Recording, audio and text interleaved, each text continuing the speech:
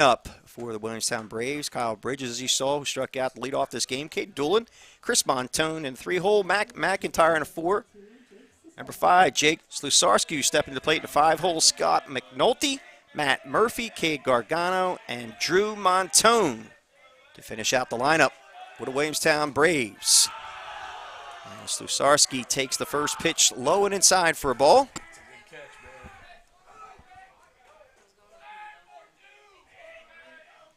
1-0 to count to Slusarski. Has a .426 batting average. He takes that fastball on the outside corner for a strike. His count evens up at 1-1.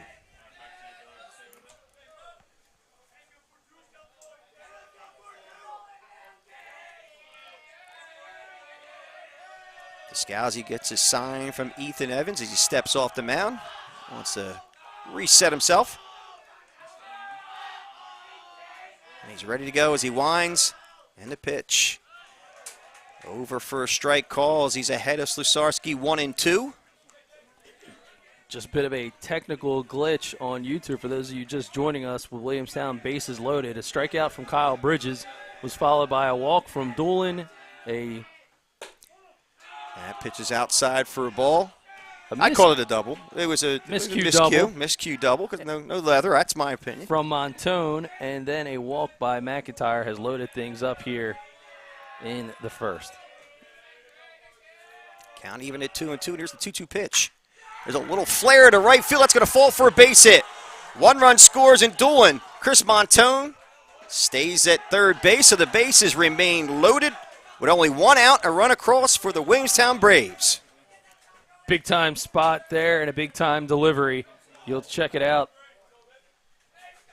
as we continue to get things going here early in this one. Kyle Jones, the coach of the Fighting Clan, going to make his way out to the mound. And as he has a meeting of the mind, it'll give us an opportunity to take a look at this Vineland High defense brought to you by our friends at GameChanger. All right, going left to right. In left field, Benny Andreoli. Center field, Anthony Rackets. In right field, Johan Feliz. Left to right again in the infield, Alex Rodriguez at third. Xavier Cortez at short. Justin Morris at second base. And David Ortiz at first. Behind the dish is Ethan Evans. And on the mound, Njsiaa. And if you haven't had the chance to download the new GameChanger app, you should do so you can follow us around in real-time box score stats, and the ability even to do highlight reel clips. You just have to download it at gc.com. We're streaming 2 places tonight. So on the GameChanger app and, of course, on the BFA Live Sports YouTube app. At first pitch to Scott McNulty, who steps to the plate, is over for a strike call. McNulty, the catcher for the Braves. Batting at .271. And the 0-1 pitch. Breaking pitch. Over for a strike call as Njsiaa, after a quick conference with head coach Kyle Jones, is zoned right in with 2 quick strikes. And he's headed to count 0-2 to McNulty. And the 0-2 pitch. Popped up, first base side, giving chase is Ortiz at the fence, and he makes the grab for the second out of the inning. Well, this is a big-time spot here. Njsiaa keeping his cool, trying to fill the zone with pitches. Good, timely, breaking the action by Coach Kyle Jones, helping him settle down a bit. And right now, keeping the Braves at bay, all things considered. Big out for Njsiaa. Base is still loaded. Now Matt Murphy steps to the plate. That first pitch is like a fastball outside for a ball. Fastball's got some movement on it, a little bit of a tail away from the left-handed batter.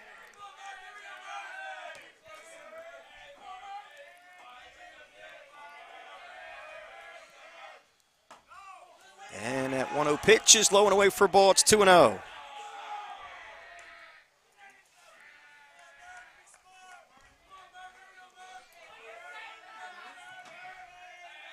This is where Njsiaa's got to kind of buckle down. And that 2-0 pitch catches the outside corner for a strike call. It's now 2-1.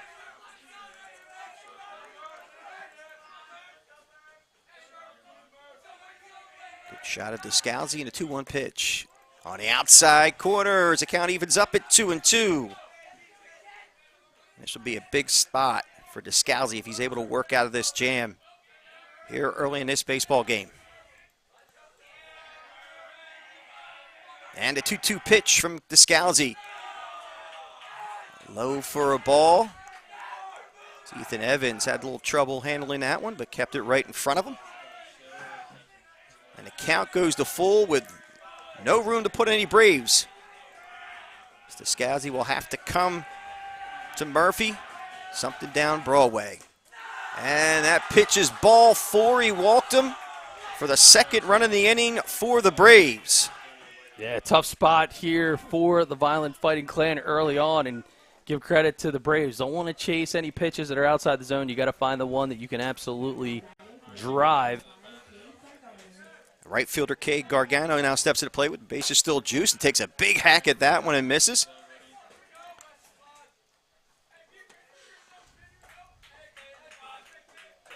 As I said, Gargano in right field today for the Braves. Here's the 0-1 pitch. Outside for a ball. It's 1-1. 2 runs across for the Williamstown Braves here in the top of the first inning. Swing and a miss on a nice breaking pitch from Njsiaa as the count goes to 1-2. Yeah, he's got really good movement. That one ran right up on the hands. Not much that Gargano could do about that one. But again, 2-out approach is a little bit different. You're not looking for contact. You're looking for a ball that you can tattoo. So let's see if he's got some ink here. And that 1-2 pitch is a high fastball out of the zone for a ball. As the count evens up at 2-2. Timeout call by the home plate umpire. Do a little bit of yard work. Like Perfect Turf Landscaping? Like Josh Walters. Got the spring mulch special still out there. Be sure to hit them up. Perfect Turf Landscaping, LLC on Facebook. Still spring for 20 more days, so get on it, folks. Oh, that breaking pitch. Gargano does a great job of holding off on taking a cut at that. That's some serious break on it. But it is out of the zone. The count goes to full at 3-2. So Njsiaa again finds himself in a 3-2 position. Here's the 3-2 pitch. Strike 3, struck about on the outside corner as Gargano goes down looking, but not before the Braves. Plate 2 in the top of the first on 2 hits. No errors and 3 left. We'll go to the bottom of the first with your score 2-0 Williamstown Braves here on BFA.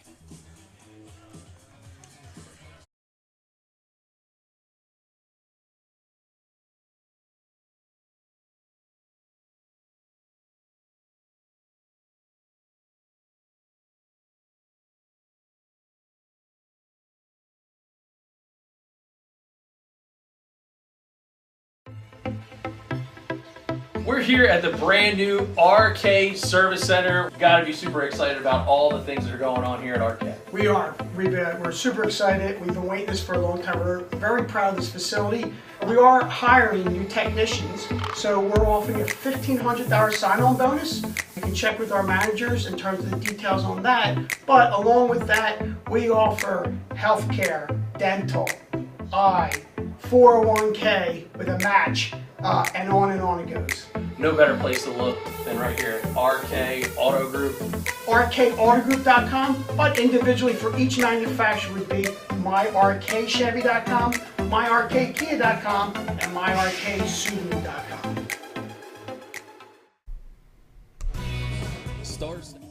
Bottom of the first inning, Braves capitalize in the top of the first with 2 runs on a little flare single by Jake Slusarski. I want to make sure I pronounce that one correctly. We have the starting lineups that pitcher Chris Montone will face. Leading off for the Fighting Clan, Anthony Rackets in center field. Batting second, Njsiaa on the mound. Batting third, Xavier Cortez at short. Batting fourth, Alex Rodriguez at third. Batting fifth, Ethan Evans behind the dish. Batting sixth, Yohan Feliz in right field. Seventh, David Ortiz at first. Eighth, Nick Bancroft, the designated hitter, and batting ninth in left field, Benny Andreoli. And again, they'll be facing Chris Montone. Montone, not a lot of innings pitched this year. He was coming off an injury, only 6 innings pitched. But from what I understand, young man's got the goods, so this should be a good one tonight, folks. And defensively, for the Braves in left field, going left to right, Matt Murphy, Jake Slusarski in center, Cade Gargano on right. At third base, Drew Montone, Caden Doolin at short, Matt McIntyre at second, Kyle Bridges at first. Behind the dish is Scott McNulty, and once again, the aforementioned Chris Montone on the mound. And a formidable lineup he'll be facing tonight, with Rackets, Descalzi, and Xavier Cortez to face Montone here in the bottom of the first. Anthony Rackets leads it off, hitting .323 on the season with a .508 slugging percentage. And that first pitch from Montone is low and away for a ball.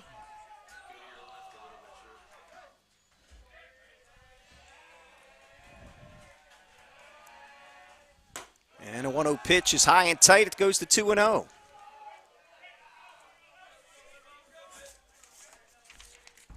Rackets in his senior season showing some pop in the bat. That's 3 home runs. He takes a home run cut there and misses. It's now 2-1. We saw Anthony Rackets a few weeks ago, about 3 weeks ago, against the Millville Thunderbolts. Hit a game-winning walk-off home run in a big matchup in a crosstown rival game. This count goes to 3-1, the Rackets. And that 3-1 pitch is low and away, so Rackets a leadoff base runner to start it off in the bottom half for the Clan. And that'll bring up the leading home run hitter in the state of New Jersey, Enzo Descalzi with 11, batting .392. Leads the team in hitting at .392 and slugging percentage at .924. See if he can help himself out here with maybe one swing of the bat. And that first pitch is a nice breaking pitch from Chris Montone. It's over for a strike. Good discipline there by Descalzi not to take a cut of that first breaking pitch. Montone checks Rackets at first, and the 0-1 pitch. And Descalzi did go as he's quickly in the hole 0-2. And he's going to have to change his approach a little bit and hit defensively. More than likely, Montone will try to go in the dirt or possibly outside, catch the outside portion of the plate. And here's the 0-2 pitch from Montone. Swing and a miss. He struck him out. Descalzi goes down swinging for the first out here in the bottom half of the first. And it doesn't get any easier for Montone as Xavier Cortez batting .375. The shortstop comes to the plate.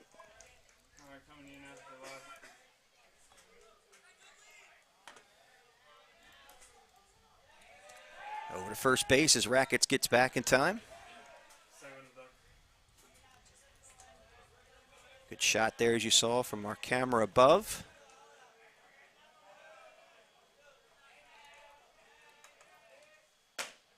And the first pitch is a fastball over for a strike call to Cortez.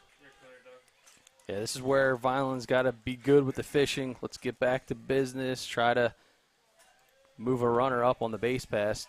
Get this thing tied up. Rackets taking a healthy lead at first base. And they go over there, and he gets back in plenty of time.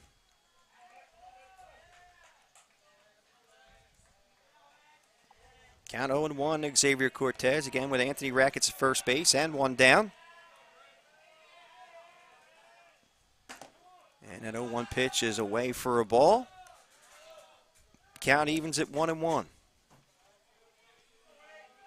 Got to give a shout out to the Millville Thunderbolts delivering the first big upset of the playoff season as a number 14 seed take down Lenape, the number 3 seed, 9-1. Wow. That's a big win by the Thunderbolts. Yeah, that's a huge first big playoff win for Coach Dan Fimiani. Got to think that they're pretty excited about that, and they will advance into Saturday's games. And Josh Friedman from the Courier Post is on the premises today, so we'll catch up with him. Rackets was going on the pitch. He'll steal that easily without a throw. That one gets away from Montone.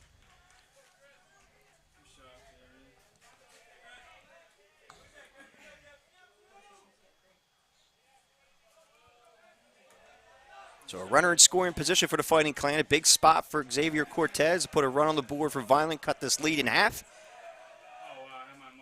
And swing and a miss. He struck him out. Back-to-back Ks for Montone. for the second out of the inning. That'll bring up the third baseman, Alex Rodriguez.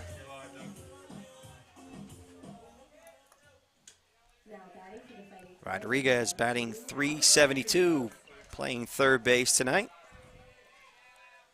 And the first pitch is a breaking pitch outside for a ball. Be sure to follow us on Twitter at This Week in Baseball South Jersey. We got Bailey Dickinson in the house. She's going to be posting in-game highlights, so be sure to follow us at TWI Baseball SJ and at BFA Livestream. That last pitch was fouled off by Rodriguez. The count evens up at 1-1.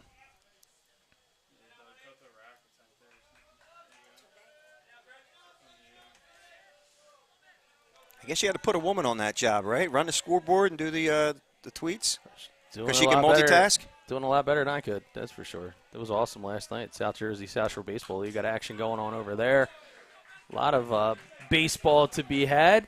And then as a matter of fact, we got another BFA crew over in Northfield for the South Jersey South Shore Baseball League, the Buna Blue Dogs, taking on the South Jersey Surf, led by Jeff Ball. So you can check that out on YouTube as well. Get all the baseball you possibly want here on BFA.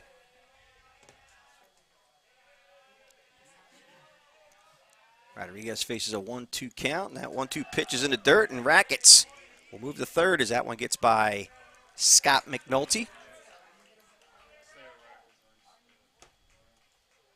So Rackets only 90 feet away from cutting this lead in half. It's up to Alex Rodriguez at the plate to make it happen. Fighting Clan trying to give the Williams sisters something to cheer about up here in the press box. There's a chopper to third. Montone goes across the diamond. Nice pick over there by Kyle Bridges to end the inning. 5-3 the putout. So no runs, no hits, no errors, and one left. We will go to the top of the second with your score 2-0 right here on BFA. Septic Service is a family-owned and operated division of Star General Contracting founded in 1984. Located in Franklinville, we service and deliver to all of South Jersey. We offer septic inspections, pumping, repairs, grease traps, and portable toilet rentals for your home, business, construction site, or outdoor events. Our friendly staff is just a quick phone call away. To schedule your rental, service, or maintenance options, make the quick call, 856-694-1101. We look forward to servicing you.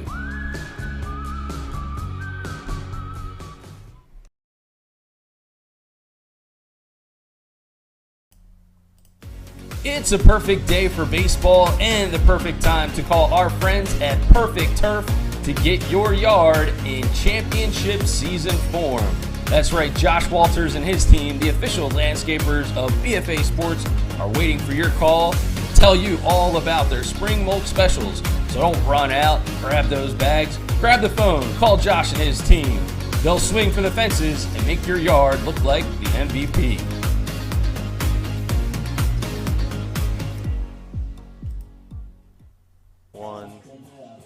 Top of the second, we move as Williamstown holds a 2-0 lead. There's a shot of Njsiaa, who gave up 2 runs in the first. Whether they were earned or not is questionable, as a misplay in left field, like a misread possibly.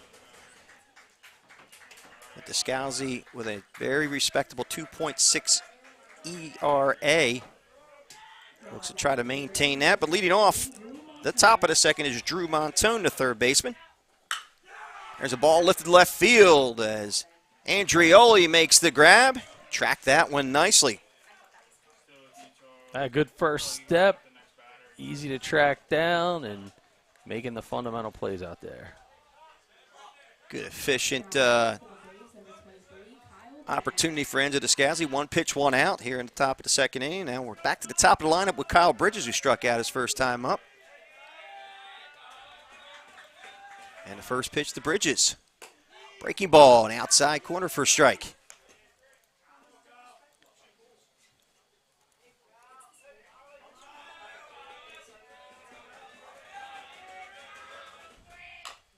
That one's fouled off at the plate. So the Williamstown Braves played it 2 in the first. Bridges led off with a strikeout. Njsiaa looked strong, gave up a walk after being ahead in the count to Caden Doolin. And then Montone with that fly ball to left field, as that one's lifted to short. Cortez calls for it and makes the grab for the second out of the inning.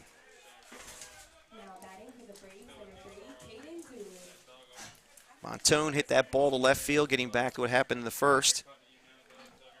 A slight misplay. No runs scored, but moved players to second and third. Then McIntyre walked, and a nice piece of hitting by Jake Slusarski put the first run across as he flared one to right field. And that pitch is fouled at the plate by Caden Doolin, who walked his last time up and scored a run.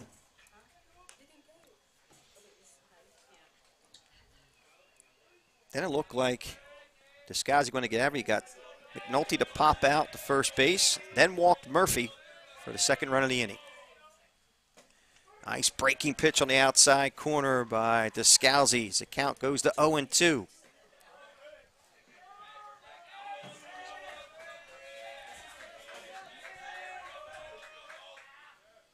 The 0-2 pitch is fouled off the foot of Doolin. That'll smart a little bit.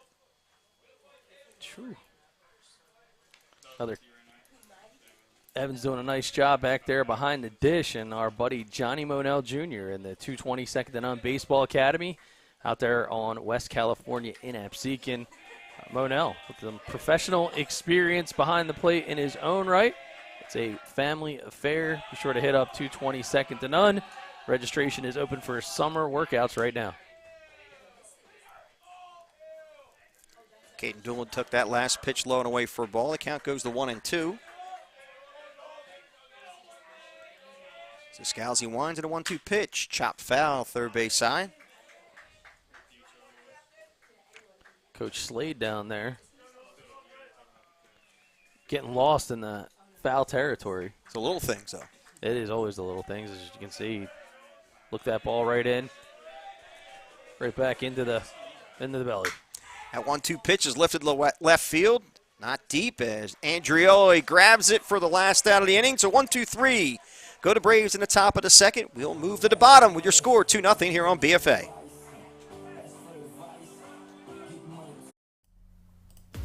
It's a perfect day for baseball. When it comes to taking care of your physical wellness, maintaining good health of your bones and muscles, you want a team of doctors you can trust and who hold themselves to the highest standards. At Premier Orthopedic Associates, we believe that you should live life at your best.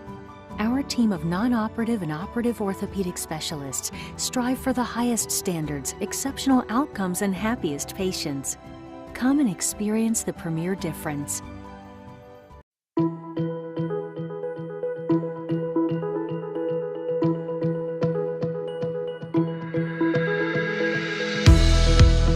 Hi, I'm Joe Bunning from Bunning Family Pharmacy. We're so proud to once again be able to bring the best in high school athletics to you. Once again, partnering up with BFA Productions, and we're giving you that virtual front row seat at home. Thank you so much and enjoy the game.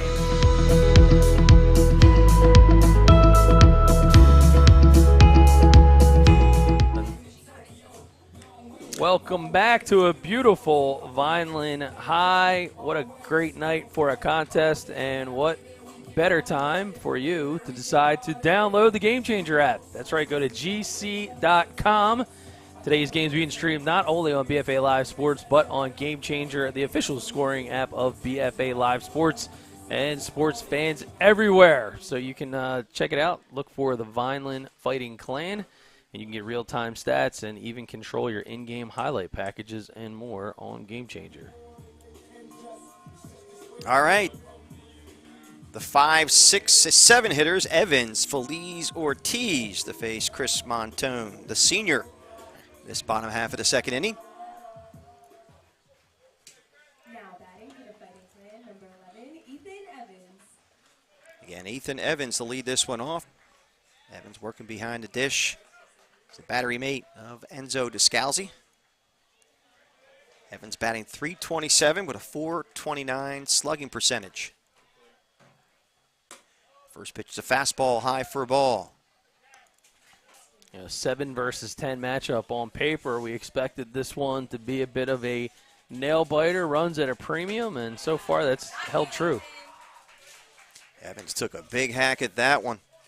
So he misses on that offering by Montone. His account evens up at 1-1.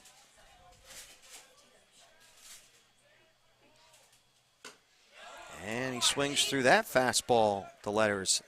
Now 1-2 to Ethan Evans.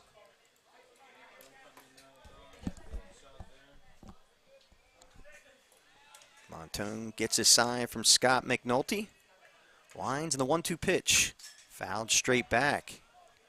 As Evans gets a piece of that one. Base hit to left field as Ethan Evans starts the bottom of the second inning with a single to left. Oh, that's a good start. Get this offense sparked up. And with Evans at first base as a leadoff runner, that'll bring up Yohan Feliz in the right fielder. Yohan Feliz known to do a little bit of perfect turf landscaping yard work of his own. So I don't know if he's any good at spread and mulch like Josh Walters and his team with the spring mulch special, but I can tell you he can spread the ball around the yard. Oh, that's what you meant. I thought you meant he worked for Josh Walters. I didn't know. Maybe he had a summer job with him. Maybe he does. Or maybe he wants a summer job with him. That first offering to Feliz is high for a ball.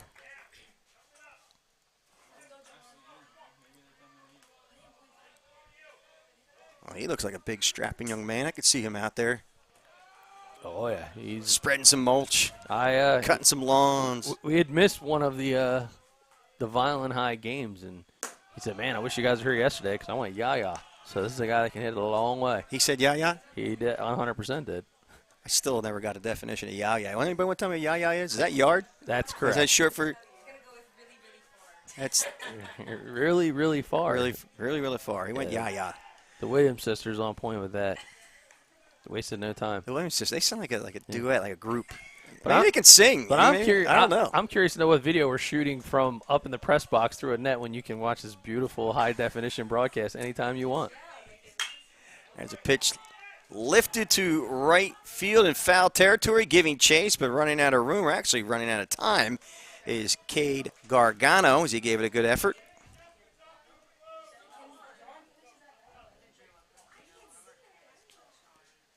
And ladies and gentlemen, you're watching South Jersey Group 4 NJSIAA playoffs here at Anthony DeTomo Sports Complex in Vineland, New Jersey.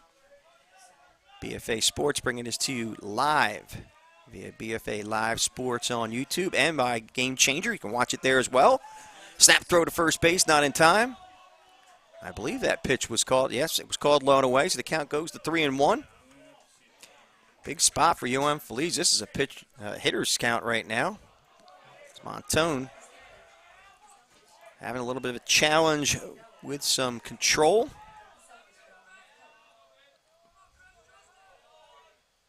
And a 3-1 pitch. Wow. Okay, as the umpire called that one a strike. The count goes to 3-2. Yeah, that was high enough. It reminds me of a lift of like a Silverado over at RK Chevrolet, one of those ones that Andrew G seems to find, you know, because it's hard to find some of these used and certified pre-owned vehicles, but man, they have some ones with some nice lift. That looked like it had a little bit of a lift in the strike maybe it was zone. sitting up on a Silverado is probably what happened. And once chopped foul at the plate. Well, you know, we end up using our Silverados out in center field. I've used mine out there. Always. You know, so, you know, I put it in harm's way, but you never know. RK Auto Body could take care of it if they were to hit a home run at dead center field. Well, he does a lot for BFA Sports and certainly does a lot out in the community, Jim G and the team. So if you happen to just go out into the parking lot and find a big old dent in your vehicle or maybe a ball lodged in the windshield, well, to our friends at RK, myrkchevy.com. Feliz calls timeout as he tires waiting. I think they're still doing the $1,500 $1,500 sign-on bonus. Yeah, not bad. Well, I know somebody that just joined the team over there at RK Chevrolet, Mr. Robbie Anderson. Rob Anderson. Yes, just sent me the text tonight. Wow. I want to go out for drinks. I said, I'm working tonight. He might stop by. Welcome to the team. That pitch is low and away for a ball, so Yohan Feliz patiently gets a base on balls.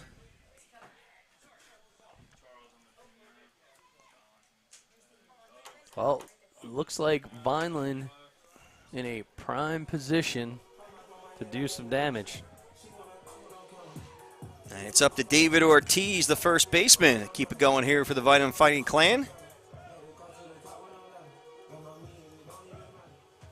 With runners at first and second, nobody out. Batting for the Fighting Clan, number 12, David Ortiz.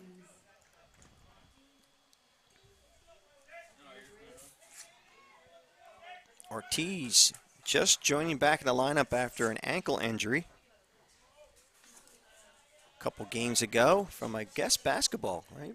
Right, Bailey? Bailey Dickinson? Oh, that one's bunted up in the air. Catch made there by Montone. The runners do not advance. And that's the first out of the inning. So is that one that would sometimes be called, dare I say, an infield fly? Off of a batted ball? Bunt situation? That's a tough call because he offered to bunt it. He made an offer to bunt the ball. Even though it went up in the air, it wasn't a full swing. So drop the ball, and then you can yeah, take well, 2 quick outs. I didn't see the umpire say it was an infield fly. I didn't either. That's why I figured I would ask. That pitch is low and away for a ball to Nicholas Bancroft.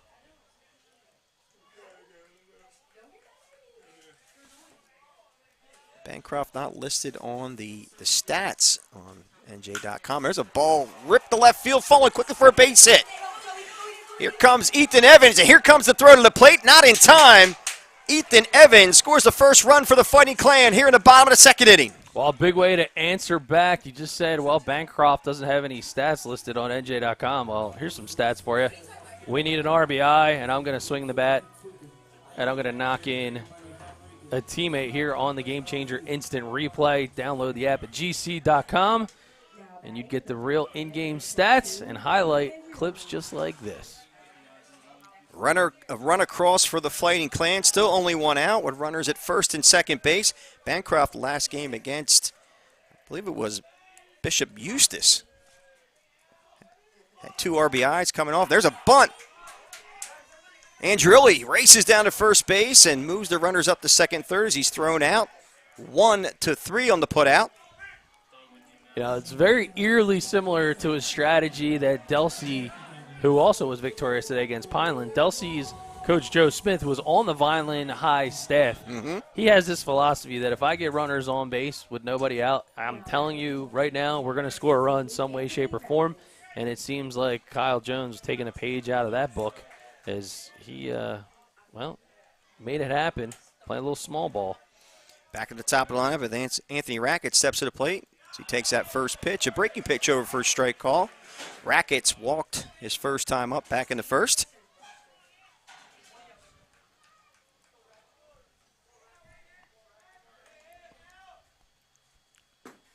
And that 0-1 pitch is low and away for a ball. It's 1-1.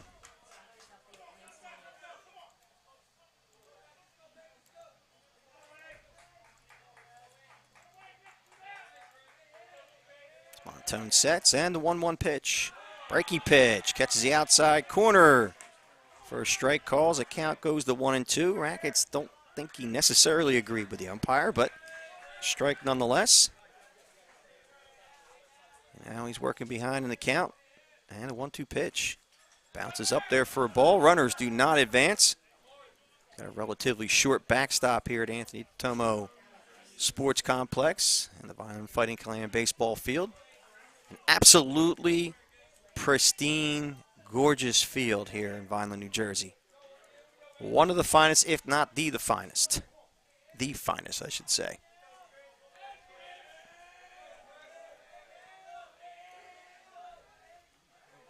Two-two count to Rackets. Montone winds in the pitch. High ball 3. 3-2 to Rackets. With a base open and 2 out. See if Anthony Rackets can deliver like Bunting Family Pharmacy. They bring the pharmacy home to you as he fouls that one off to the first base side.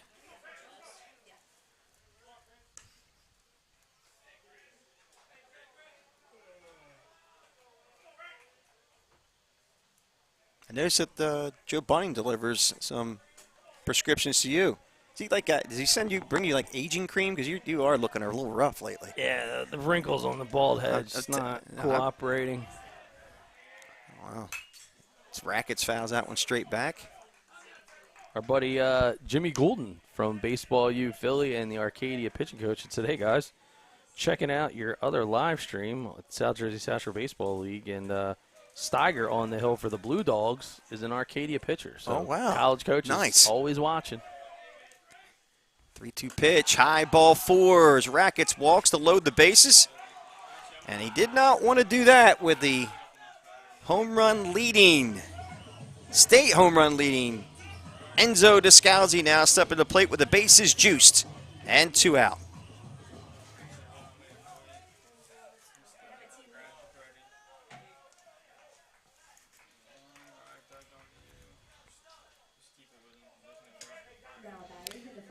Njsiaa struck out his last time up against Montone.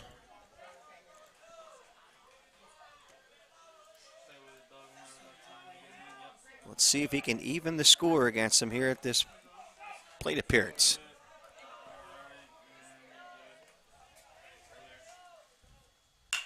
First pitch is a little flared to second. McIntyre scoops and fires, and that will end the inning. But the Clan, plate 1 here in the bottom of the second, on 2 hits, no errors, and 2 left. We will move to the top of the third with your score, 2-1, right here on BFA.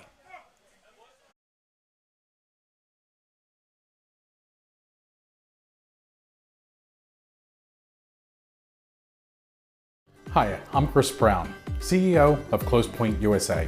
Today, we're in our Marlton office meeting our staff and our team that services our clients and our referral partners throughout the state of New Jersey. Here at Close Point USA, we are the premier real estate settlement company. We service our clients throughout the state of New Jersey and the state of Pennsylvania. Close Point USA has 3 primary offices, one in Somerville, New Jersey, Marlton, New Jersey, and Washington Township. We've been in business for 23 years and have closed over 44,000 real estate transactions. We're very proud of the work that we provide, and we are extremely excited to service you and your clients' needs. Thank you. We live in a community that cares. We make sure everyone eats, everyone plays, everyone stays warm, and everyone is protected. We support our youth in organizations that teach the value of community and self-worth. We make strides against breast cancer every day. Together, in this community, we make a difference. RK Chevrolet, RK Kia, and RK Subaru, proudly serving our community since 1982. Top of the third as the Fighting Clan take the field, now cutting the lead in half, last half inning, 2-1. Njsiaa back on the mound. He'll face Chris Montone, Matt McIntyre, and Jake Slusarski. That first pitch is a breaking pitch lifted to short. Cortez drops back and makes the grab for out number 1. So 1 pitch, 1 out. That's how Njsiaa started last inning. Now we'll bring up Matt McIntyre. Walked his last time up. Now bat number 8, Matt McIntyre.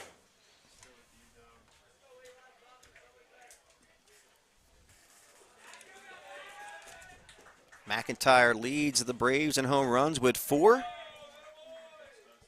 And with 26 RBIs as the team leader. So he takes that first pitch, low and away for a ball.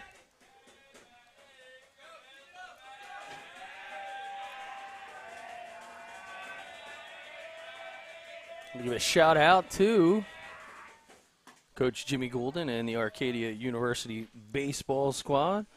I know they're out there watching, checking out some future players perhaps, and they got dual screens going because in the Collegiate Summer League, they're watching one of their guys, Steiger, pitch for the Buena Blue Dogs right now. So shout out to Arcadia, who had a real nice run this past season. Ran the table, as I like to say, in a conference play and got into super regionals before they had the season ended. But a lot of big arms coming back, and another local guy, Hunter Sibley from Millville, sure he's probably part of that squad watching, and his old squad, the Millville Thunderbolts, with a big upset in Group 4 playoff play as they take down the Lenape Tribe. So Sibley got to be proud of them as well. Congratulations to Dan Fibiani, the head coach of the Millville Thunderbolts. His first playoff victory, correct? That pitch is lifted to center field as Anthony Rackets gets underneath it and makes the grab for the second out of the inning.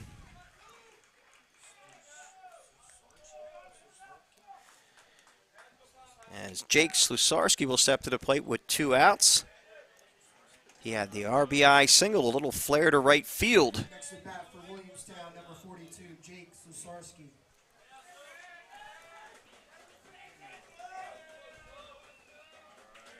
So what the Williams sisters sound like they've got a little bit of a froggy voice right now. Is that Mike Brosh on the mic now? As a public address announcer. Thought maybe they had a cigar or something. They came back in the box. That pitch is fouled away. Count now 1-1.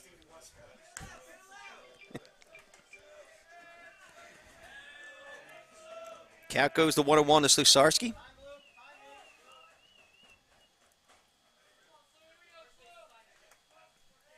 Time called. Umpire doesn't even know where it was coming from. Looking around.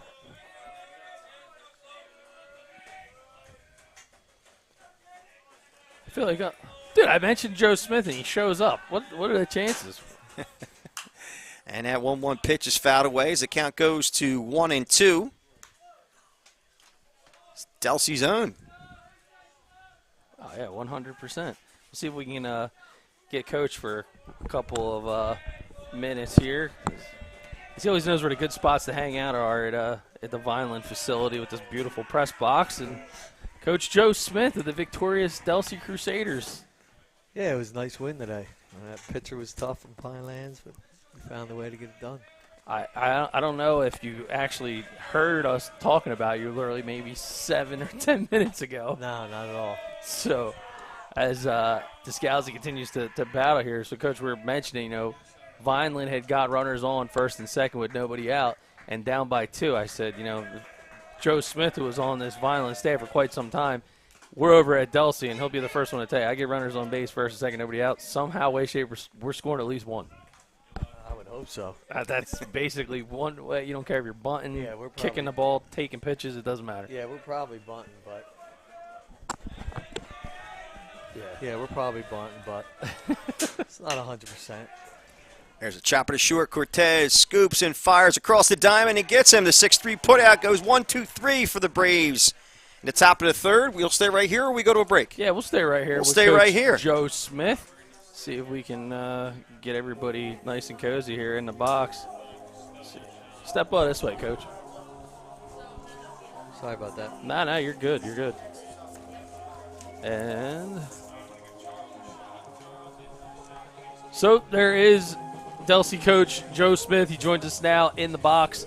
And, man, lots of action. So, Coach, what comes up now? Headed more action on Saturday. You waiting a winner? We're actually going to play Friday at 1 o'clock. Okay. Business person special? You guys giving away, like, hot dogs or something? Yeah, Lacey actually upset Morristown. So we'll see Lacey in Franklinville. In Franklinville? Yep. All right. I feel like it's some kind of hint to us that, you got a 1 o'clock game in the afternoon. You need somewhere to maybe stream your playoff game, no pressure. That would pretty nice to do, right? Yeah, it's up to you guys. Hey, we always love that. Delsey's a beautiful place to, of course, shoot a game for sure. Another great season, though, still in the works. Clearly, Coach, you had young squad this year. Pays off for you a little bit even more because you look at the lineup top to bottom. All these guys, even as juniors, have a ton of experience under their belt already. Yeah, I mean, we have a lot of guys playing well. Obviously, you can't have 20 wins if they ain't playing well. But the 2 seniors that are playing, they've been playing lights out all year, so I got to tip my hat to them. But, yeah, it's good to know that you have a lot of guys back. But, yeah, the seniors, they're stepping up just like everybody else is. Yeah, the fundamental defense that you guys are really known for from a signature standpoint. A lot of teams get frustrated, but talk a little bit about, like, what do you put into some of the training and the practice in an age where so many teams, I feel like, super focused on hitting you don't see a lot of practice of defending the bunt and doing rotations, but you defend against small ball as well as you guys execute, offensively.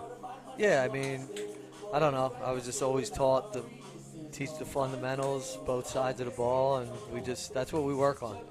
I always tell them you want some extra hit, and we're going to hit, but we work on defense a lot. We work on pickoffs and bunt coverages, first and thirds, like all the things that, base runner is going to win and lose a lot of games and making plays. Well, we have as we like to call it, the BFA nail biter underway as we get ready for more action here in the bottom of the third as the Fighting Clan comes to bat. And again, for BFA, Doug Stasic joined alongside my brother for another Al Fisher and Coach Joe Smith in the house. He's going to be shaking hands and kissing babies around here, trying to take in some good baseball, and I guess he's doing some scouting as well.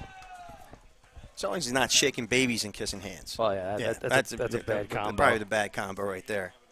Cortez, Rodriguez, Evans to face Chris Montone here. The bottom of the third, and he swings and misses at that offering. Count 1-1. Bottom of the third inning. Vineland Fighting Clan, a number 7 seed. Have to battle back into this game. That pitch is popped up third base side and out of play. Notice Drew Montone was deep in the hole off of the bag. And again, Cortez, man, cool as a cucumber, brother. Sure. Look where Drew Montone is playing. They must have a book on Cortez. Well, Way off the line. he's got great speed, and he's not afraid to drop a bunt for a single, so they're trying to take that away. Of course, now he's going to dig out of a hole, and he can probably relax a little bit and move back, but he still seems to be pretty comfortable up on the grass. But that's a heck of a shift because there is a lot of room down that third base line right now.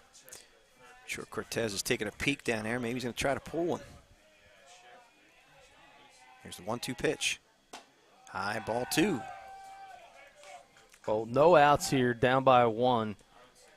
This is a big spot for Vineland to kind of get a jump here. There's a ball popped up, lifted to the left field, not deep. Murphy comes in, and he makes the grab.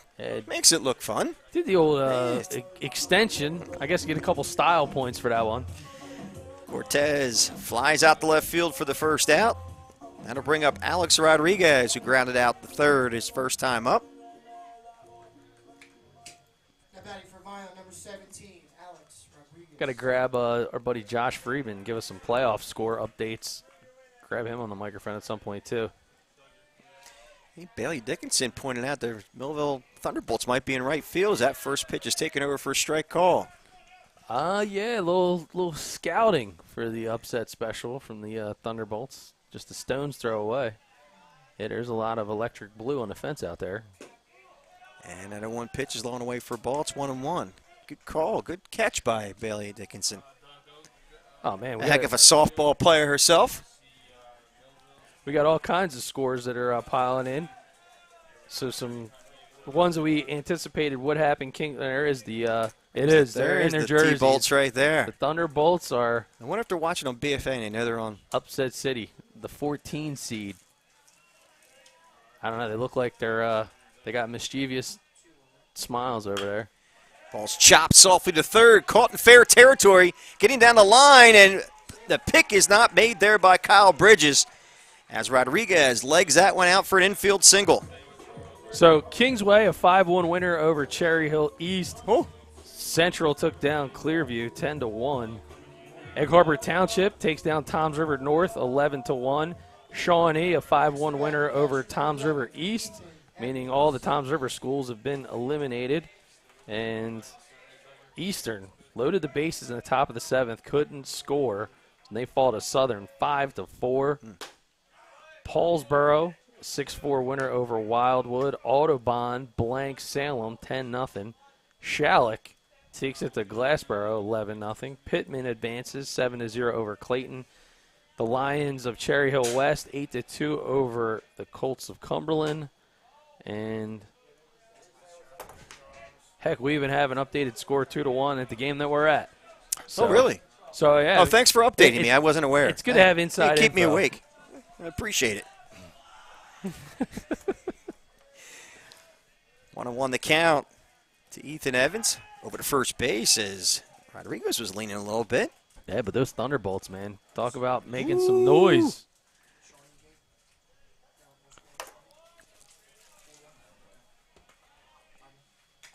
And that 2-1 pitch is low and away. Actually, that was a 1-1 pitch is away, 2-1.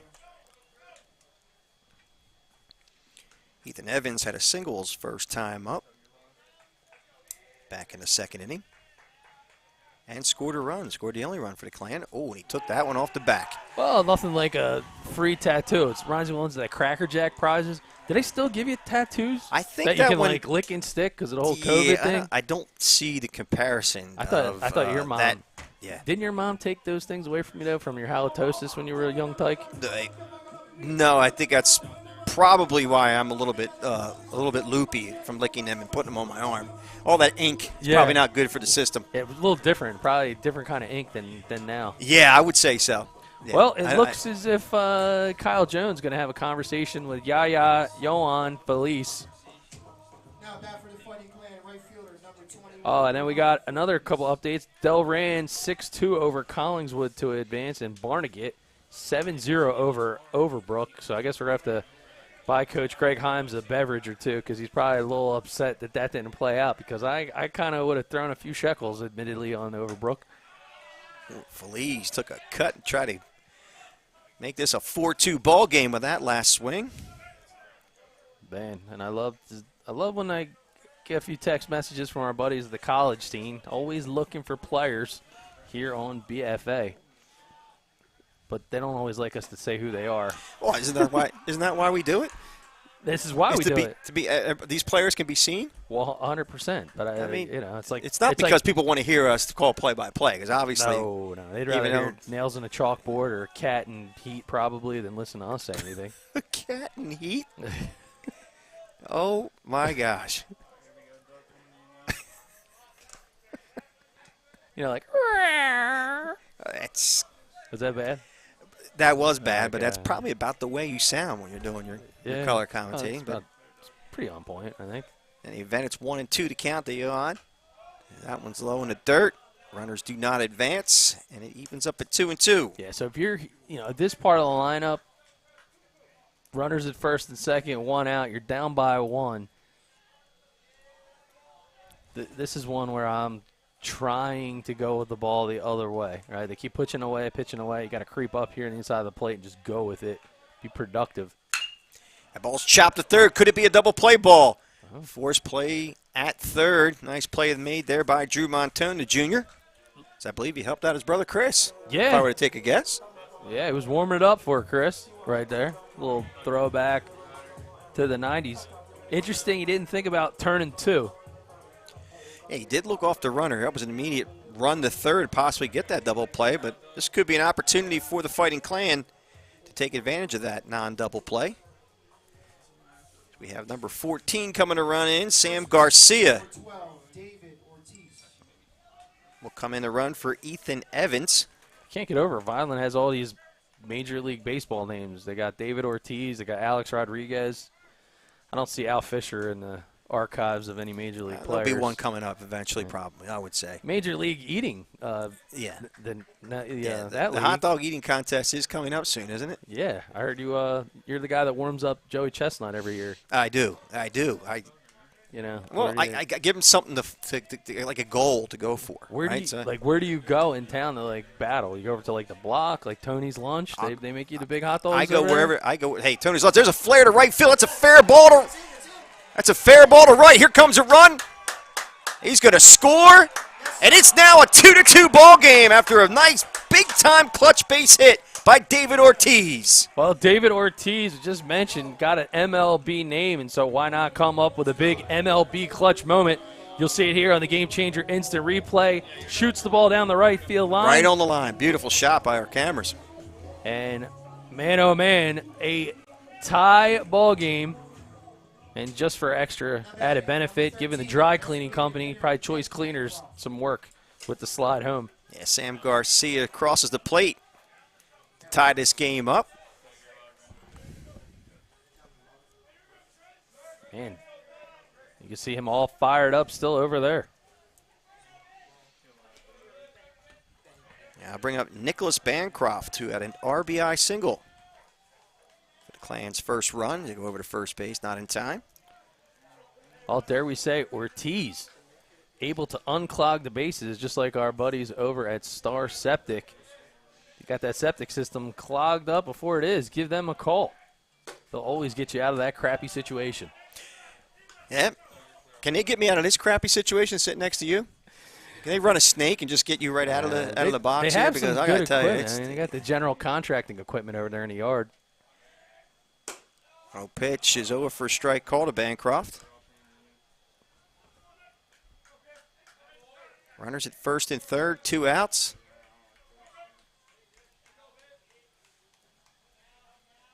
Well, 1 pitch. Pulled that one foul and out of play on the third base side.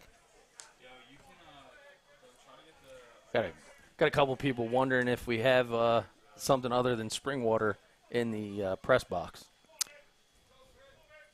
I guess they're concerned about our colorful commentary. I'm actually a little parched, to be honest with you. 1-2 pitch on this hot summer night. Strike 3 struck him out. A beautiful breaking pitch by Montone, but not before the Clan tie this one up in the bottom of the third on an RBI single by David Ortiz. We'll be back with the top of the fourth right here on BFA.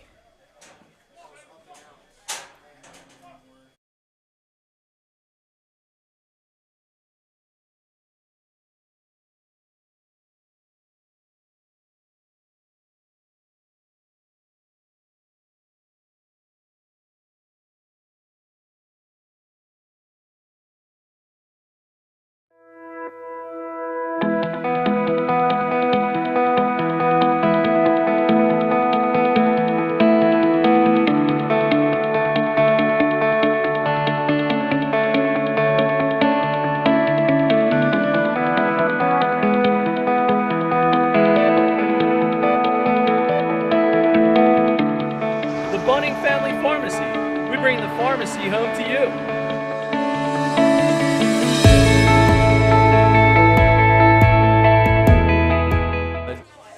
All right, we move to the top of the fourth as the scoreboard keeper, I believe it's the top of the fourth. 1, 2, 3, 4. Isn't it the fourth? It is the fourth. It says top of the third on our scoreboard. Don't give me that look, Bailey. Don't you give me that look, Bailey Dickinson.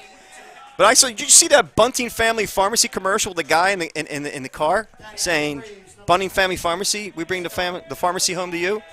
That guy looks like he could probably use a good prescription from Bunting Family Pharmacy for his constipation, because he looks like he's constipated on that call. Anyway, Njsiaa steps to the mound with a tie ball game, a totally different look for him, as his team has picked him up by the bootstraps and knotted this one up in the bottom of the third. He faces Scott McNulty.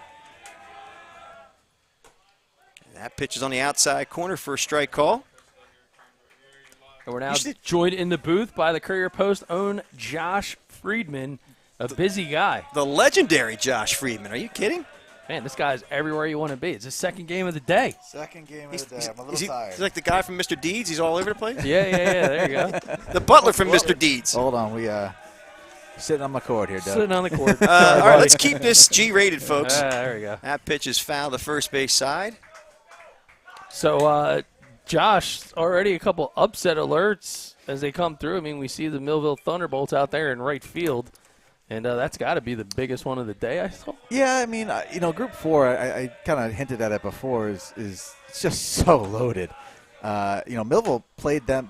Those two teams played earlier in the year, and Millville had them on the ropes, if I'm not mistaken. And so them winning, again, Atlantic People certainly the favorite, but I wouldn't call it, some major upset. There are so many good teams in 4.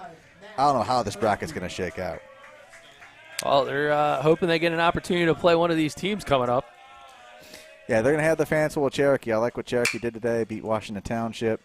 Actually, truth be told, for me, that was where I was leaning between Shawnee and Cherokee for my other spot when I made my prediction. I had Kingsway Shawnee But I went back and forth with Cherokee and Shawnee. I like both those programs, but again, I don't know if Shawnee can beat either. I don't know if Shawnee beats one of these two teams when they meet next on Saturday. It's just any one of these teams can make a run, especially at the bottom of the bracket. It's just so stacked. Vineland, Millville, Williamstown, these programs, any other year, they're going to be 4-5, 3-4 seeds.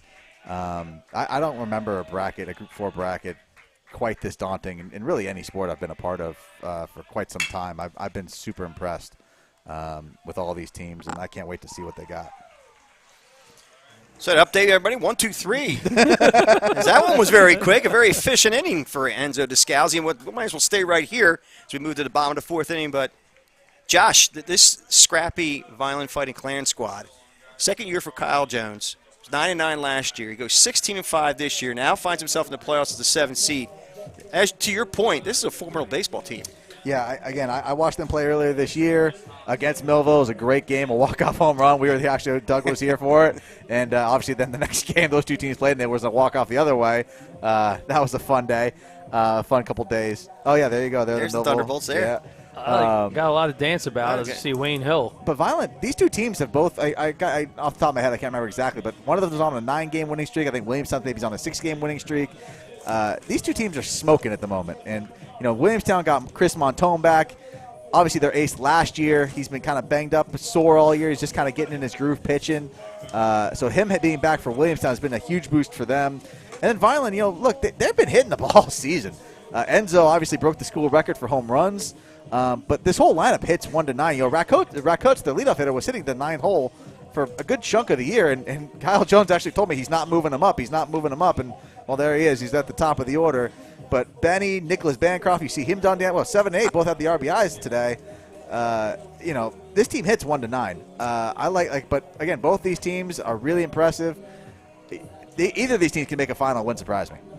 Not only that, Josh, but this Fighting Clan baseball team with a 2.07 ERA as well. So they're not only going to hit the baseball, they can. They got 3 guys. Descalzi, Andreoli, who I saw warming up earlier in the back there. I'd guess he'd be the next guy if Descalzi runs out of gas. Yeah. And then Bancroft, I think he had a perfect game earlier this year, if I'm not mistaken. So these 3 guys both have, you have 3 arms in the playoffs, you got a good chance. Yes, we are joined in the booth by the Courier Post, Josh Friedman.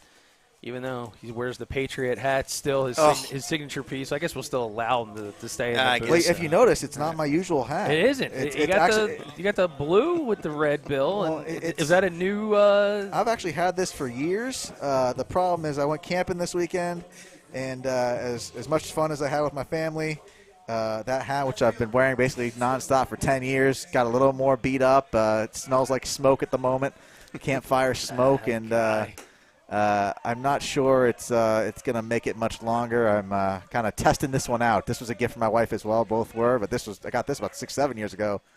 But I love that other hat so much. I just didn't want to give it up. But it might be time to retire that one, which does make me a little sad. Football season just about 100 days away, roughly, from the start, at least the NFL campaign, and it's always a good opportunity to think about signing up your young ones for football. So the Vineland Blitz just here around the corner. Our buddy Nick Basil and the crew, Chris Morgan and Coach G, is finished up an awesome flag football campaign. So a reminder for everybody to get those kids signed up. Be sure to check them out on Facebook. More information, Vineland Blitz Football. And we'll actually be covering some Vineland Blitz football again this season here on BFA. Looking forward to it. Benny Andreoli leads this one off the bottom of the 4th inning. 3-2 count. Swing and a miss. He struck him out. One of my favorite things coming back to Vineland, I worked here for so long at the Daily Journal, is see some of the coaches I interacted with. I got Mike Brosh here. I'm working the mic here. Old golf coach at Vineland. Love seeing these guys. Mike Schneider, girls swim coach, my guy down there in right field. His little boy. Saw his 2-year-old out in the field. All these guys have been around for a long time. It's fun coming back here and interacting with a lot of these coaches. It's fun. One of the fun gigs about being a reporter. Anthony Rackets, who's walked both times up, 1 out, faces Chris Montones. He takes that first pitch high for ball. Well, getting the job done, right? Leadoff hitter, utilizes speed. They're just saying you can't steal first base, so you got to get there somehow.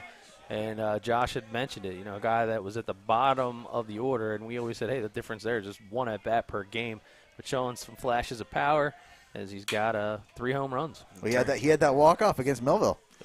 It was huge. One of the best moments of the South Jersey baseball season. What a spot. A guy hitting in the 9-hole comes up and does a walk-off home run. Now at the top of the lineup, he's batting .323 with a .508 slugging percentage. He can hit the ball. So that home run was not a fluke. He had two others after that. Yeah, well, and that one was crushed. That one was a no-doubter. No doubt about her. Count evens up at 2-2 to Rackets. And that 2-2 pitch bounces up there for a ball, so the count moves to full. You look at Montone pitching, again, great pitcher last year, was an all-South Jersey first-team selection. Just kind of getting his legs back on him. Again, he's not quite, I don't think, as sharp as he could be. But, again, this is a guy who hasn't had a ton of innings this year. So maybe as this game goes on, you'll see him working back a little better. But a guy, tons of talent, but just still trying to, I think, get back in the groove of pitching. Rackets is retired. Montone to Bridges, 5-3 on the put out for the second out of the inning. That'll bring up Njsiaa.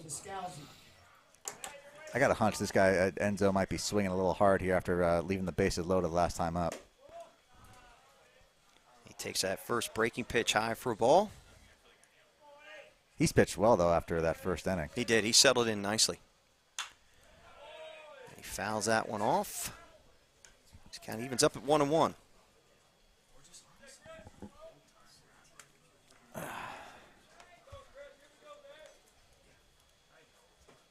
Oh, nice breaking pitch by Montone. He gets Njsiaa to chase. That's a dirty 12-6. Big-time vertical break on that pitch. Probably coming back with a breaking pitch now. Montone gets a Simon McNulty, and that fastball's way outside for balls. The count evens up at 2-2.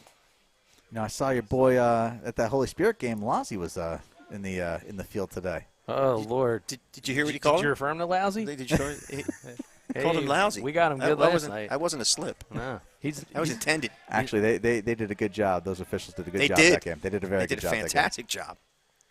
I didn't make it sound that way during the broadcast, but listen, I'm talking you about can see what's going on. I'm talking about today. I'm talking about today. Yeah, today. St. Joe's Okay. and Holy Spirit. Okay. Yeah, you did a nice job in the field today. How did the pitcher make out, St. Joe's? Cerrucci didn't pitch for, again, their ace, the guy who came, the transfer from Williamstown. So they went with Powell. You're talking about the guy when he took the lineup. It's fine. I think it just grazed him. I think his glove maybe got a piece of it. A little worse than it was. But he went down. It was a scary moment for sure. But he pitched another inning, I think, if I'm not looking at my notes. But Holy Spirit got to him early. Tyler Bowman did a nice job trying to keep St. Joe in the game, but Trevor Cohen hit 2 just deep balls, way out, and, way over the fence, and that was kind of the big difference. So the Holy Spirit Spartans advance, and they got rainy. So Lousy's doing a double duty tonight.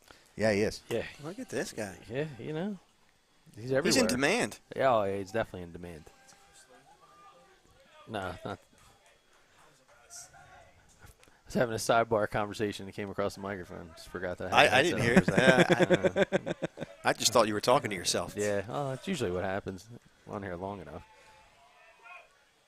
Count 3-2 to Njsiaa. Montone winds, and that 3-2 pitch is lifted foul out of play on the first base side. Yeah, you got a feel for Njsiaa. I mean, obviously with the power that he has, a lot more people have now kind of tuned in to see what he's all about. So he's not getting a lot of pitches that have meat on the bone coming across the plate. So now he's had to learn how to take breaking pitches like that and hit the ball away. He got a full menu of breaking pitches. I like a full menu. That was a 9-pitch walk. That's a good at bat. Yeah. Got to be happy there. And probably get a courtesy runner for Njsiaa, I believe. He just waved coach off. Shortstop, Xavier Cortez steps to the plate. 2 outs. He's like, I'm running. Cortez 0 for 2 today. Struck out in the first and flew out to left field in the third. So he takes that first pitch over for a strike call.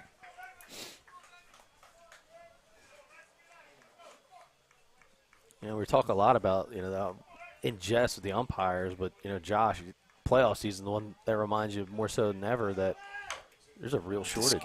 Yeah, it's tough, and I think you and I have had this conversation. A few others have.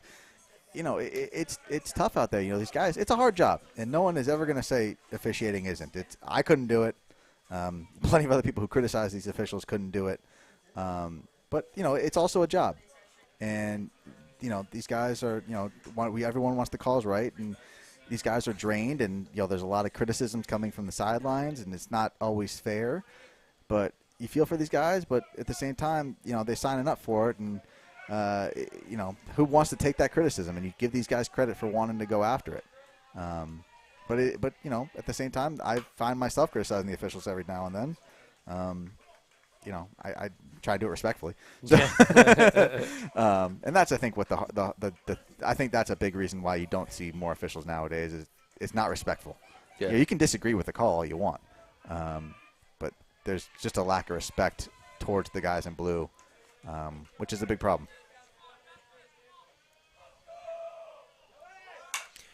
Goes to Scalzi again. That one's fouled off by Cortez.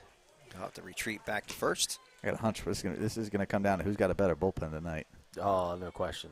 Got to get into the bullpen. We talk about it at this level all the time. It's one of the big strategies. I mean, even from my coaching days, we're facing a strong pitcher. You got to hang on. You got to bear down and try to work into the bullpen, because if we're not having any luck against the first guy, well, what's behind door number 2? That's a big base with 2 outs. Gotta like Vineland's mettle, though. Get down 2-0 against with Montone on the mound. No problem. Work their way back. I like what this team's got it inside. This is a good baseball team right here. And that 1-2 pitch is high and away for ball. Count evens up at 2-2. To Xavier Cortez. Well, Vineland needs some heavy hitting right now, and if you're in need of some heavy hitting training, reach out to Harry Rodriguez and the Heavy Hitters team, heavyhittersinfo.com. Got training for all ages, travel teams, and more. There goes to Scalzi. That ball's lifted to center field. I think the center fielder lost it, and he recovers to make the catch. Slusarski looked like he lost it in the lights, as the lights are on here at Anthony DeTomo Sports Complex, and here it is again. Yeah, you see it on the GameChanger replay. It's like, he's I got looking, it, and then, ooh. Yeah. A lot of these guys not used to playing nighttime baseball, so when the lights come on around these twilight hours, it can be tricky, just like a little bit of an old Run DMC song. Tricky, tricky, tricky, tricky. We'll go to a break. We'll be back at the top of the 5th here on BFA.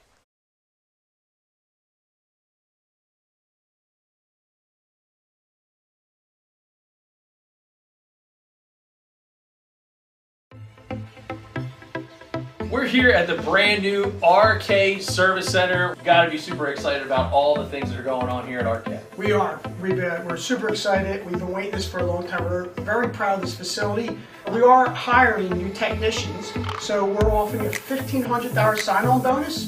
You can check with our managers in terms of the details on that. But along with that, we offer healthcare, dental, eye, 401k with a match, and on it goes.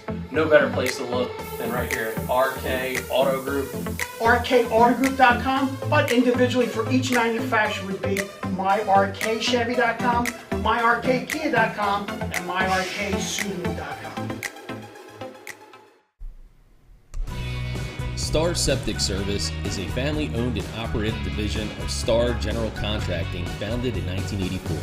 Located in Franklinville, we service and deliver to all of South Jersey. We offer septic inspections, pumping, repairs, grease traps, and portable toilet rentals for your home, business, construction site, or outdoor events.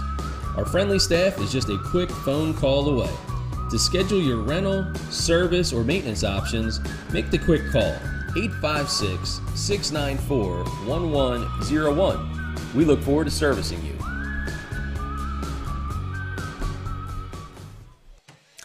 Move to the top of the 5th. Lights are on here at Anthony DeTomo Sports Complex, Vineland Fighting Clans baseball field. Enzo Descalzi back out on the mound. Josh Friedman reported 69 pitches so far for him, correct, Josh? Unofficially. I'm always seem to be 1 or 2 off here and there, but I feel he's right around that number, which after, I think, a 38-pitch first inning, that's pretty darn good.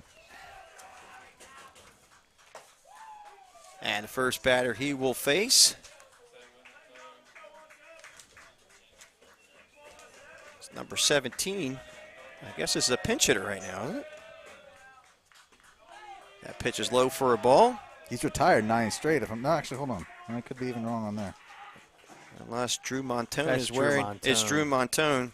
Have him listed as number 12, but Drew Montone leads this one off here in the top of the 5th as he chops that one foul. I've got Descalzi down for 10 straight outs, so he's really settled in after that first inning. You are correct. That's why you are the legendary Josh Friedman. Oh, you're making me sound way better than I am. Nah, you're the man. Curry post zone, Josh Friedman. Nice breaking pitches. Drew Montone did well to fight that one off. Look at you, Doug, pulling graphics, trying to cover the game. Man, that's a hard job right there. Hey, we sleep well at night, but I got to give credit over here. So the social media push is Bailey Dickinson, Post University's own Bailey Dickinson, as well as a alum, as you know, Josh, of Vineland High. Descalzi gets Montone looking on the third strike call. Batting for the Braves, number 23, Kyle Bridges. That would be the 11th straight batter now. Thanks for the reminder. I forgot to tweet out that it was the end of 4 from my account, from my followers here. Well, we could tag you at JFriedman57, Bailey, at JFriedman57. Kyle Bridges, who's 0 for 2 today, struck out in the first and popped out to short his last time up. Steps to the plate with 1 down in the South Jersey Group 4 playoff game. That one's fouled at the plate. Count evens up at 1-1. Man, are you feeling froggy out? I am feeling a little froggy, as you probably hear that in the broadcast. Chirping right through. What's your favorite field you guys have been to this year? I got to tell you, we really love shooting here. I love it here. Absolutely love it here. Alcyon Park in Pittman, another great place. Delsey's another good one. That's a good one. That's an underrated field. It really is. I was talking to a fellow photographer here, Joe Warner, one of my boys, talking how immaculately, the lines are in this field. The edges of the grass, just perfect. It's like a razor blade went across the line. It's so nice and tight. Yeah, I mean, listen, it's been that way for years, going back to Coach Malatesta and Kyle Jones have taken right over. But this is a really nice place to enjoy the ball game. Sometimes a little tough to watch from the stands. It's hard for me to shoot it. I actually got to go on the roof here to get some video. Not my favorite thing to do, climbing up that ladder, but you got to do what you got to do. Oh, afraid of heights there, Josh? No, just don't like climbing ladders. Right. When I'm carrying a notebook and a phone and all that kind of jazz. Count now goes to 3-2 to Kyle Bridges. Yeah, but Malatesta, you bring up Malatesta, that's a guy who, he was out here doing all that work. Yep. A guy who took pride in the field that this was. I remember just seeing him for days. He'll be out here every day making sure how clean it was. So I got a story for you, right? So Malatesta, he didn't have a trailer, but he insisted that he cut the grass. He used to drive his John Deere tractor from his house, which has got to be 3-4 miles away. Yep. Oh, he would actually drive the tractor down the street. Down the street. Did he get a police escort? I don't know, but ball 4 to Kyle Bridges as he's a 1-out base runner. So Enzo Descalzi's streak ends at 11 retired batters in a row. And now you're in the heart of the Williamstown order, and Caden Doolin here, just as good a high school hitter as you're going to find. Not maybe the numbers he had last year, but man, this kid can put the barrel on the bat at any point. Always has this really, this big smile on his face when he's playing. It feels like, he's a fun kid.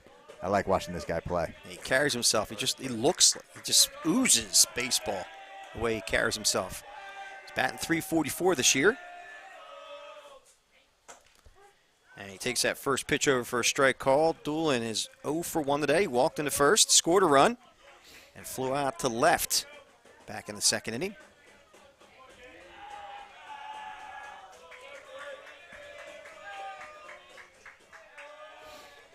Kyle Bridges at first, 1 out, an 0-1 count to Doolin, and the 0-1 pitch.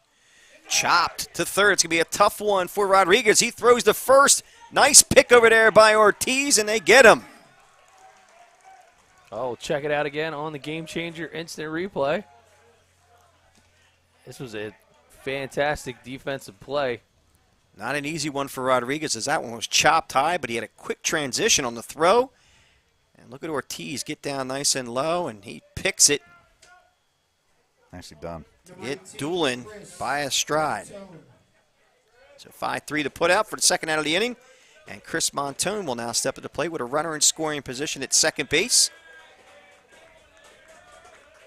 And that might be up to Montone to try to break this one open for Williamstown.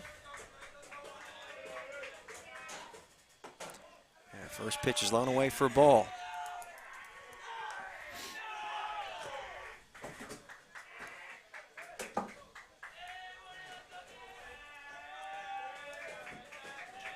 Funny, I was doing multiple things when the ball got hit. I just forgot to switch the camera.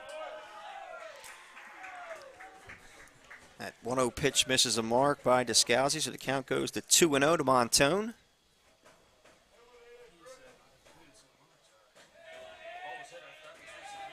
There's a 2-0 pitch. Foul tip at the plate.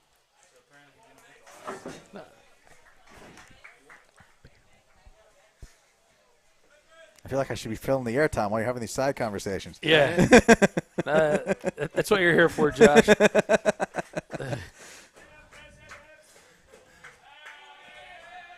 Scalzi gets assigned 2-1 pitch, breaking pitch, flare to the first base side and out of play. He's had a nice, got some good movement on the slider all game. He does. You get a good look of it from upstairs. I'm getting asked if Leiter threw for Central today. I have no idea. Sorry, whoever asked that. I haven't had a chance to look at the score. I went from Holy Spirit. I went from St. Joe, wrote that story, and I was basically here as the first pitch was thrown. So I have not had a chance to look. So apologize to whoever's asking. Well, it's Josh Walters of Perfect Turf Landscaping and also the pitching coach for Egg Harbor Township Eagles. So they have a vested interest in that one, and a little bit of a conversation on that one out. Yeah, strike three call in the outside corner. Looks like Coach Slade did not agree with it. But nonetheless, the Braves are retired. We'll go to the bottom of the fifth for your score, 2-2 here on BFA.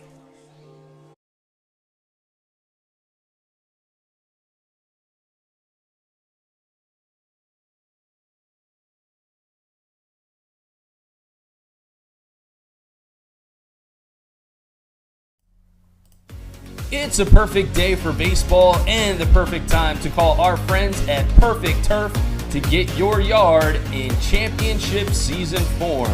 That's right, Josh Walters and his team, the official landscapers of BFA Sports, are waiting for your call to tell you all about their spring mulch specials. So don't run out and grab those bags. Grab the phone, call Josh and his team. They'll swing for the fences and make your yard look like the MVP.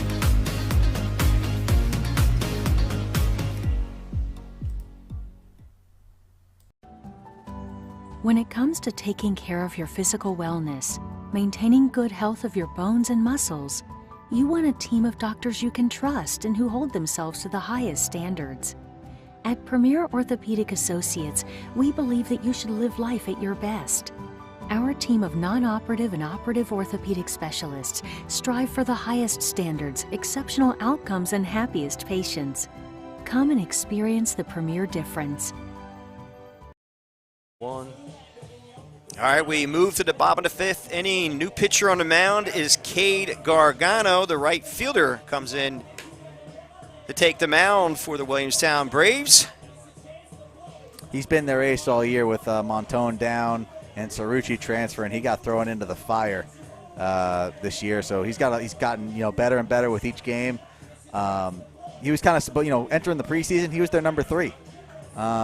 But then, like I said, Chris got hurt. Chris got a little sore. He couldn't pitch. Cerrucci transferred to St. Joe.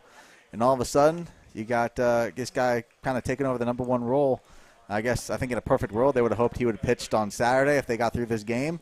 But you got to get through this game, so you got to roll him out there. So totally understandable. There is no tomorrow in playoff baseball. Gargano will face Alex Rodriguez, Ethan Evans, and Yohan Feliz here at the bottom of the 5th inning. The first batter, as mentioned, Alex Rodriguez. 1 for 2 today. Grounded out third to first in the first inning and an infield single. And you scored that you guys scored that a single? That's what I think I had, but I was debating with it. Yeah, definitely. I was debating an error there. Wasn't that one a high chopper? It was a high chopper, though. There was one play. I'm trying to remember. There was a play at first base that was close. I don't know if that was it or not. Yeah, definitely called that one an infield single. There's a ground ball up the middle, and there's no doubt about that one. As Alex Rodriguez leads off the bottom of the 5th with a single to center. Well, bottom of the 5th, nobody out, leadoff runner on. You're at this part of the order. I'm playing small ball. I knew you were going there, and I happen to agree with you. I was just having a conversation earlier today. Watched the Holy Spirit set up. At least it was fouled off a bunt with a 3-hole hitter. I couldn't stand it. I just, if you got a 3-4-5 hitter, I don't know. I love to have him swing the bat, but I get it at certain points. But if you're hitting if he's your 5 hitter, I think you got to trust him to swing the bat. Snap throw to first base, not in time to get Alex Rodriguez. As BFA's own Steve Westcott enters the booth here at Anthony DeTomo Complex. And that 0-1 pitch is high for a ball. Count evens up at 1-1. I feel like I should be handing over my headset here. You're all good. You're all good. Ethan Evans here. Yeah, I kind of side with Josh Friedman on this one. I think they should swing away. There's a nice hole between first and second base here. And there goes the runner. And it was a hit-and-run situation. Again, I get the point of small ball. I do. I hate taking the bat out of the hands of a 3-4-5 hitter. These guys, they're there for a reason on these good teams. So at least that's my, I get it at times, but I find it hard to do personally myself. Yeah. I'm sure there are a lot of coaches listening, though, that think I'm crazy. He's got to change up his tempo, though. He keeps repeating the same timing on the pitches, and it's giving them a good jump. Head coach Kyle Jones came down to speak to Evans and told him to swing away, but kind of pointed out towards that right side at the same time. Well, you want to hit behind the runner with nobody out, that's for sure. Worst case scenario, if you're Vineland, and a best case for Williamstown is the ground ball to induce the DP here. And that 1-2 pitch is low and away for a ball as the count evens up at 2-2. I got to tell you, man, strong move by Coach Kyle Jones, too, scheduling this one under the lights. This is the only game going right now in South Jersey. And Williamstown, the first game they've played all year under the lights. There goes the runner. Nice play made there by Montone, but it will be an effective at-bat for Ethan Evans as he gets the runner over at second base. Almost got away with an infield single himself. Rodriguez now over at second with only one out, and here it is again on the GameChanger instant replay. Yeah. Gargano with a nice play here. Yeah, that could have been chaos. If Evans took that outside pitch to the right side, he tried to pull it and hit it right back softly to the pitcher's mound. That might have been a nice hit-and-run situation with runners at first and third. But 1-3 put out nonetheless, and Yohan Feliz will now step to the plate with a big opportunity to knock in. Oh, they may have him picked off. As Rodriguez is in a rundown, and he is caught stealing. Well, this right here is a worst-case scenario for Vineland. You get the productive out, you get him in the scoring position, and as we look on the GameChanger instant replay, just an absolute great move by Gargano. Inside picket fence move, and he has him in the sights. You never want to do more than 3 throws, so Coach Slade got to be happy with them executing. Yeah, Rodriguez looked like he was getting ready to go on that first pitch as he was leaning, and Yohan Feliz takes that first pitch low for a ball. I've seen that way too much this year, I feel like. A lot of guys get picked off. Yeah, we talk a lot about so much focus on hitting right now in this day and age of baseball that sometimes you kind of wonder how much time is spent on running the bases and coaching the run game and how to manage it. But right there, Gargano, the The pitching workout's paying off. And that 2-0 pitch is over first strike calls. The count goes to 2-1. And I think the crafty thing is I actually got on him. Like, he's going to have to change up his tempo in terms of where he's delivering, and it's almost as if he kind of sleight of hand had him walk right into it. Because that was a totally different timing where he decided to step off and go back to second base.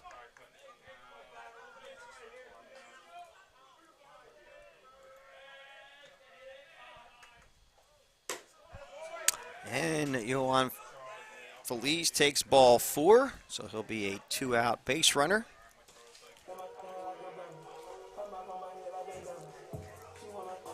And I'll bring up David Ortiz.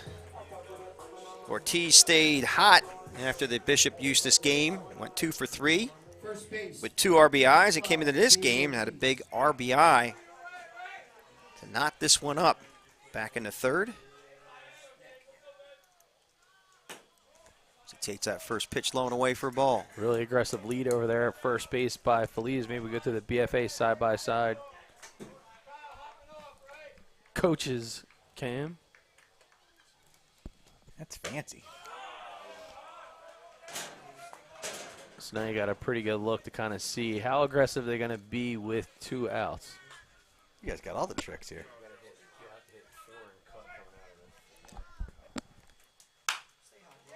And ball hits softly to short. Dolan's going to have a tough play, but makes a great play nonetheless as the 6-3 putout is good.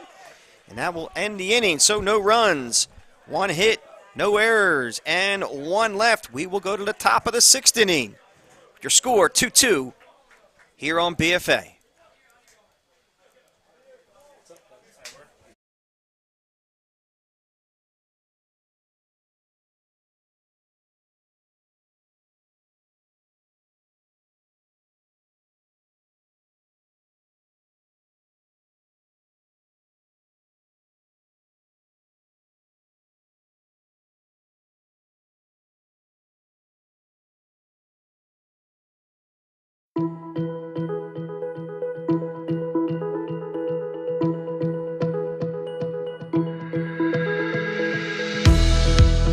Hi, I'm Joe Bunning from Bunning Family Pharmacy. We're so proud to once again be able to bring the best in high school athletics to you.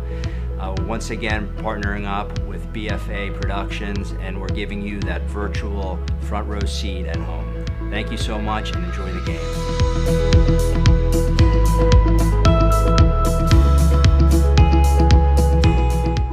Hi, I'm Chris Brown, CEO of Close Point USA. Today, we're in our Marlton office meeting our staff and our team that services our clients and our referral partners throughout the state of New Jersey. Here at Close Point USA, we are the premier real estate settlement company. We service our clients throughout the state of New Jersey and the state of Pennsylvania. Close Point USA has 3 primary offices, one in Somerville, New Jersey, Marlton, New Jersey, and Washington Township. We've been in business for 23 years and have closed over 44,000 real estate transactions.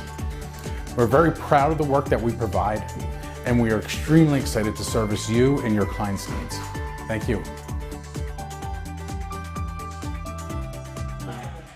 All right, we move to the top of the 6th inning. New pitcher on the mound is Benny Andreoli with a .22 ERA comes to the mound as he faces Matt McIntyre, Jake Slosarski, and Scott McNulty here at the top of the 6th inning. We're joined in the booth by one of our favorites on this BFA squad, another brother from another, Stevie Westcott. Good to be with you, gentlemen. Glad I got to stop by and finally see some VHS baseball action.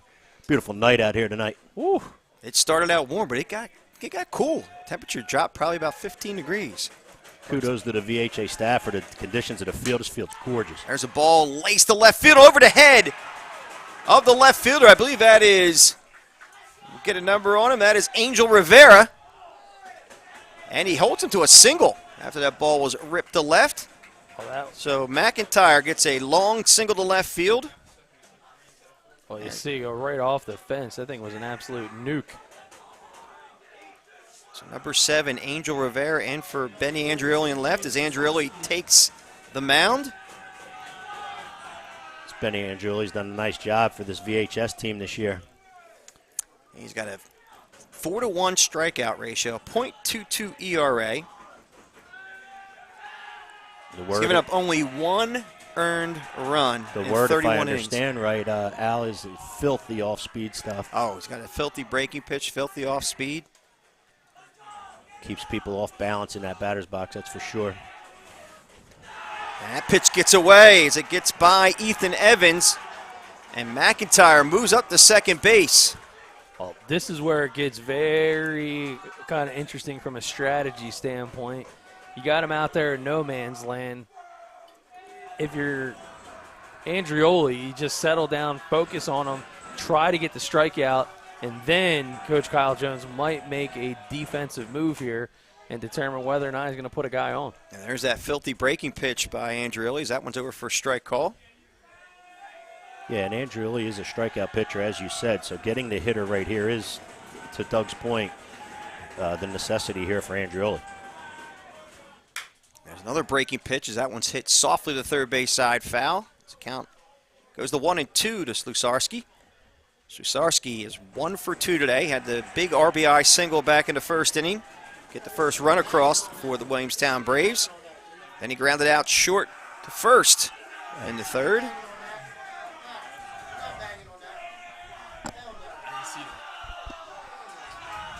It's getting rowdy. I thought we were in Richland, perhaps. Yeah. They're going over to talk to the umpire.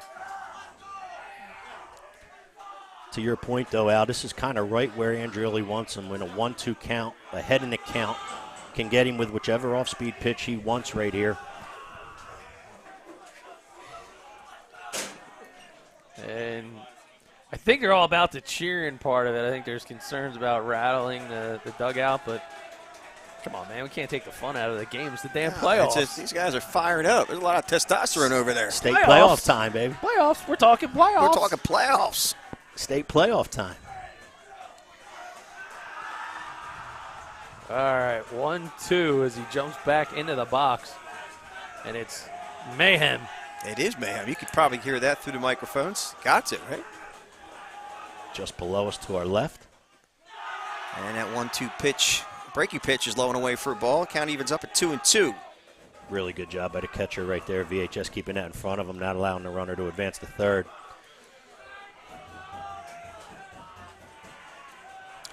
See how the sophomore works his way out of this little mini jam here, top of the sixth. That one's fouled straight back as Slusarski had a nice cut at it. Sometimes as a hitter you do a really nice job just staying alive in the at-bat. That was a pitcher's pitch right there by Andreoli. And he was able to stay alive in the at-bat just by making contact. Even if it wasn't in play, he still stayed alive in his at-bat. That's a good job by the young man up in the batter's box right here. And he gets him to swing and miss on that fastball in the outside corner for the first out of the inning. As Andreoli, and now we got the boisterous Fighting Clam bench answering back. Oh, big-time pitch by Benny Andreoli. No moment too big for this kid. Ice pumping through his veins even on this sultry summer-like night. And with one out, Scott McNulty will step to play 0 for 2 today. That first pitch is over for a strike call. To your point, Doug, that last strikeout was just what the doctor ordered. Yeah, interesting to see. Going to go right at him, right? No interest in trying to create a force out here. And did he go? Umpire says he did not go, and they're going to ask for appeal. He says he did not go. Let's see it on the GameChanger instant replay. I might tend to disagree with this call. Ooh, that's a 50-50 right there. I don't know.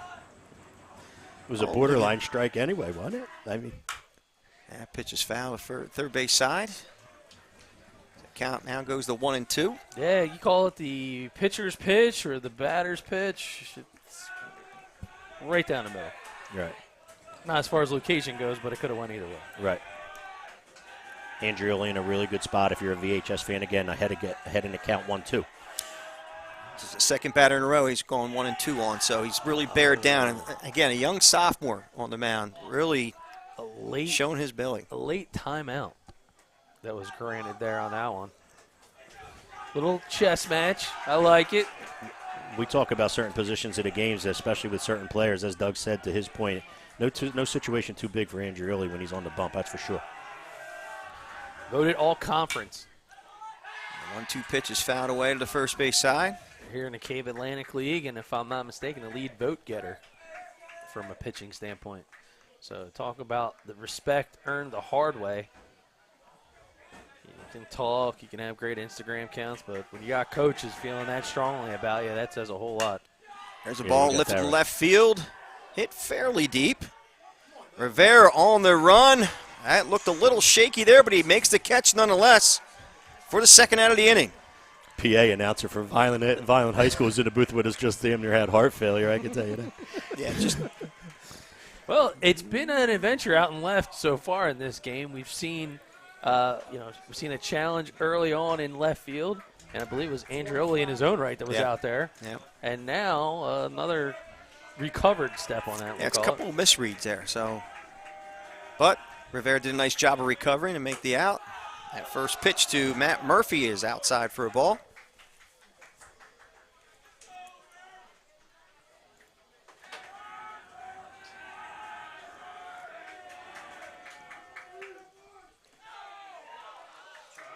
And that pitch bounces up there. It's now 2-0 to Matt Murphy. Another good job by the VHS catcher. That's on 2 occasions now that he refused to let anything get by him and refused to allow that runner to advance. Yeah, Evans, real nice job defensively back there. And that 2-0 pitch, it's a pretty gratuitous one. Goes over for a strike call. Now 2-1. Another good job by the catcher, Steve Westcott. I think he bought him the pitch on the corner. Very well may have. Framed it just right. Gave the umpire a good look at a strike. And that 2-1 pitch misses the mark. Count goes to 3-1. I'll tell you what, Al Fisher, does it get any better than this? 2 big Group 4 schools under the lights in a state championship, state tournament game. Doesn't get any better than this. And this absolutely gorgeous field. It's a perfect night for baseball and a perfect location. 2 scrappy teams getting after each other. And now a conversation between Andreoli and the umpire. And we don't have the on-field mic this fine evening. I don't know what could be going on.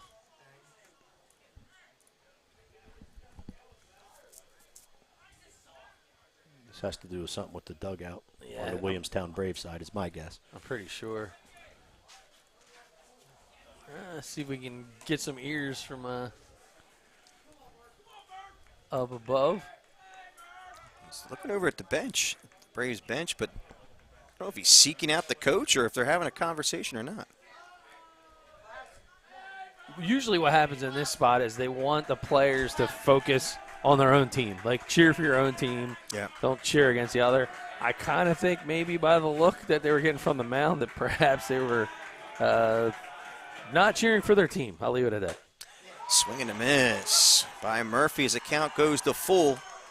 And now you hear the Fighting Clan bench answer back. Absolutely. Andreoli just thriving right now in this moment. Big spot, big pitch. Can he get out of this one? And the 3-2 pitch. Got it. Strike 3, struck him out the end of the inning. Andreoli gives up a leadoff single and bears down to get the next 3 batters out. And there's the Fighting Clan faithful all pumped up here as we move to the bottom of the 6th inning with a tie score 2-2 here on BFA.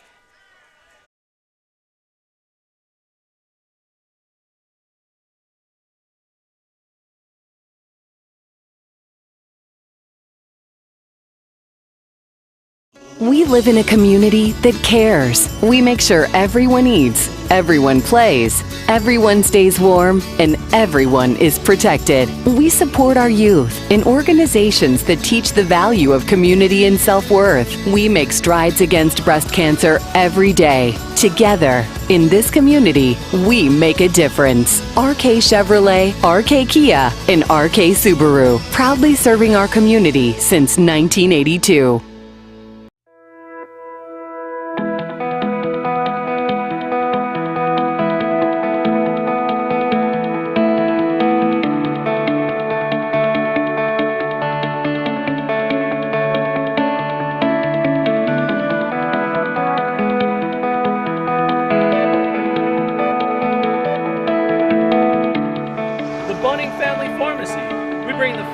home to you.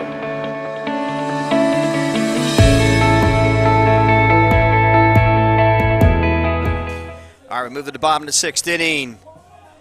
Is this the spot where the Fighting Clan takes the lead as they move to Nicholas Bancroft, Benny Andreoli, and then back to the top of the order, Anthony Rackets, as they face Cade Gargano on the mound.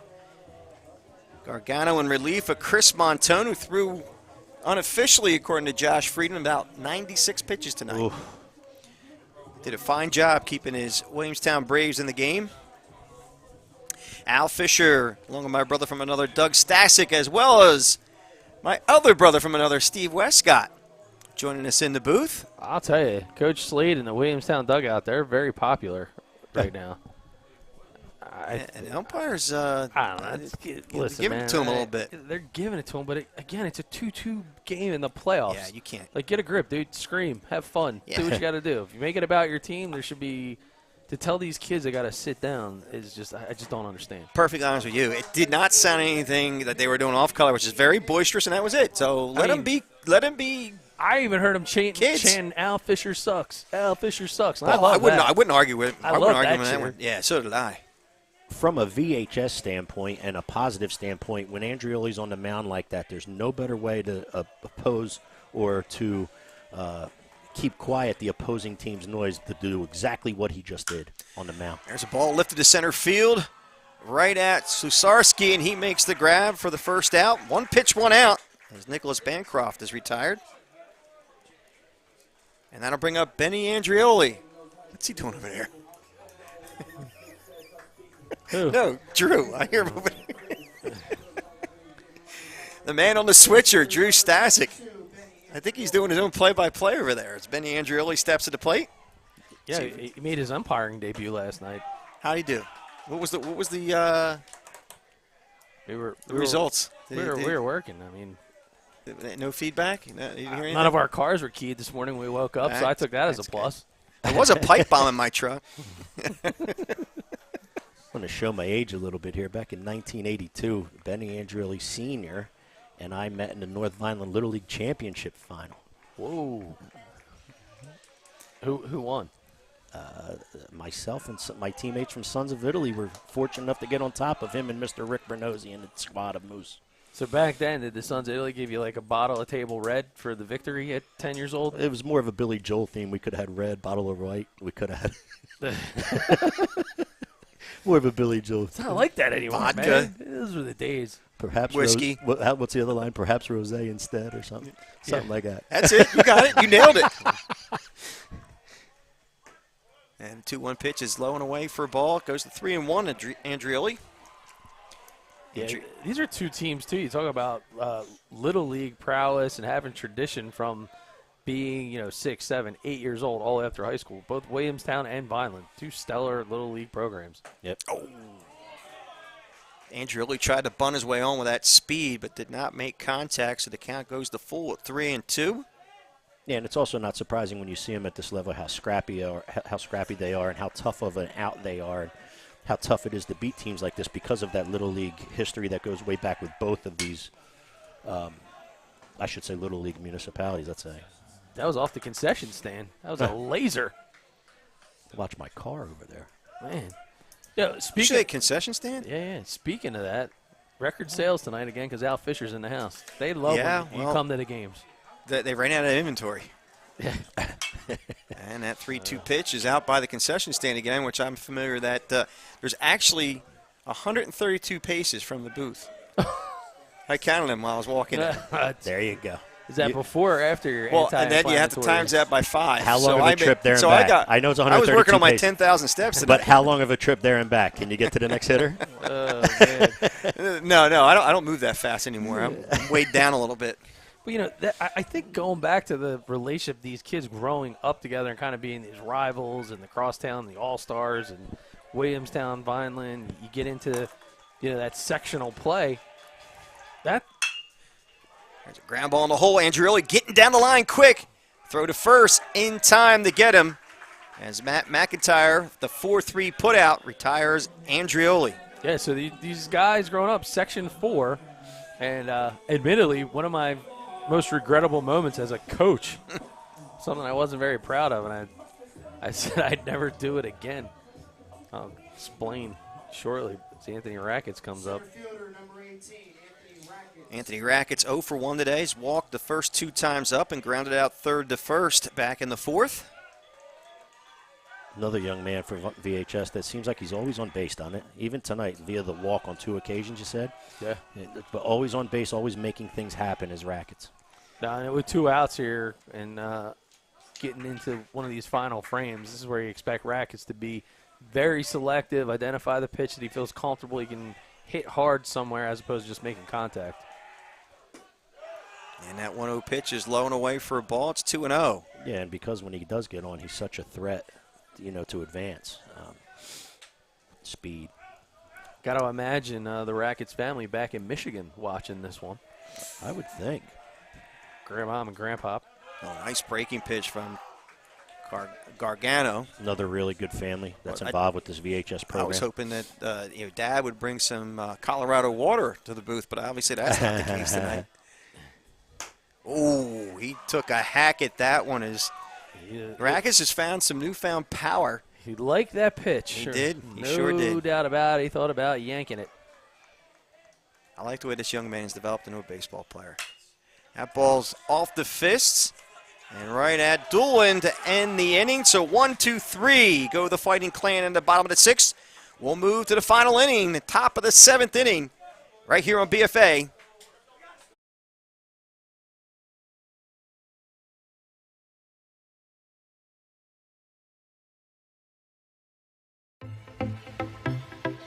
We're here at the brand new RK Service Center. Got to be super excited about all the things that are going on here at RK. We are. We're super excited. We've been waiting this for a long time. We're very proud of this facility. We are hiring new technicians, so we're offering a $1,500 sign-on bonus. You can check with our managers in terms of the details on that. But along with that, we offer healthcare, dental, eye, 401k with a match, and on it goes. No better place to look than right here at RK Auto Group. RKAutogroup.com, but individually for each manufacturer would be myrkchevy.com, myrkkia.com, and myrksubaru.com. Star Septic Service is a family-owned and operated division of Star General Contracting founded in 1984. Located in Franklinville, we service and deliver to all of South Jersey. We offer septic inspections, pumping, repairs, grease traps, and portable toilet rentals for your home, business, construction site, or outdoor events. Our friendly staff is just a quick phone call away. To schedule your rental, service, or maintenance options, make the quick call, 856-694-1101. We look forward to servicing you.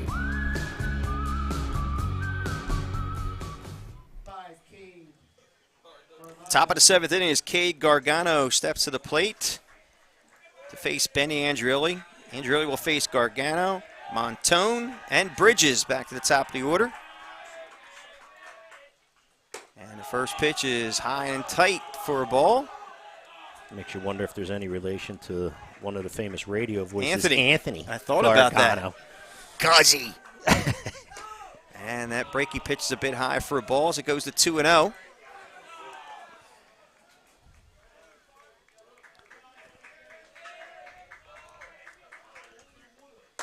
And that 2-0 pitch is high for a ball. As a count now 3-0 to the leadoff batter, Cade Gargano. Yeah, Andreoli looks like he's kind of tweaking the arm angle, a little bit of different arm action here. And you see that fastball, four-seamer, it's actually rising. Yeah. It's because he's got more of that three-quarter type release on a little bit more than maybe before. What do you think, Al? No, I agree with you. I did notice something a little bit different about him. But here's one thing about Andreoli that we've seen so far with him. He puts himself sometimes in a jam, right? So he gets himself in one of those situations where he loses control. And the next thing you know, you just see a different body language, and he bears it down. And here he's got a great spot here against Drew Montone, a 9-hole hitter, to see if he can retire him or maybe get a ground ball, double play ball. And again, exactly what you're explaining, Al, goes back to Doug's point an inning ago where no spot's too big. He just seems to bear down like you just said. And, if you're a VHS fan, you're certainly hoping that's the case now. Well, Andreoli having fun with our graphics team as he decides to keep throwing over to first.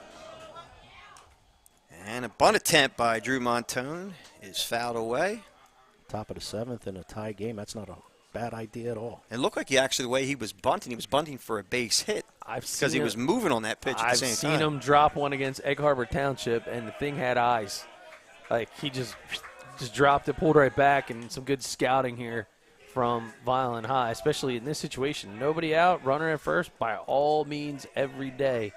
I'm going to drop a bunt. I'd push it to first base on this side, though. That's what he's trying to do. And he did. That's a gorgeous bunt. Nice job. Evans pops out of the box and gets him at first base. A 2-3 the put out, but the sacrifice good by Drew Montone. But a great job by Ethan Evans to pop out of behind and make that play. Yeah, good execution here. You'll see it on the GameChanger instant replay. Just find some good grass. Oh, and that wasn't an easy pitch, the bunt. No, it was not. The pitch was breaking away. Great job by Drew Montone. Good baseball, really, all the way around. All the way around. Good execution on the bunt. Good fielding job by Vineland High School. And Evans, the catcher. This is excellent high school level baseball you're watching here, folks, on BFA, as Kyle Bridges takes the first pitch away for a ball. Fighting Clan and Andreoli in the same situation they were an inning ago. Guy on second with one down here, correct? Correct. Swing and a miss by Bridges as he looked like he was trying to go yard with that swing. Count evens up at 1-1.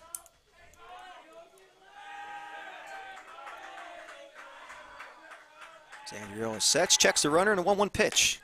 Fastball high and away. It's 2-1. Andreoli seems to live on that inside part of the plate to a right-hander, outside part of the plate to a left-hander. Even when he misses, that's where it is, because he can bring that off-speed pitch right there and bring it back over the plate like that. And that was an absolutely gorgeous pitch as he catches a corner, and the count evens up at 2-2. Right on cue there, partner.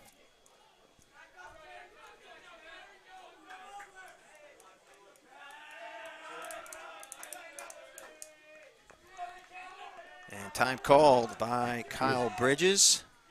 Plays a little cat and mouse with Andreoli.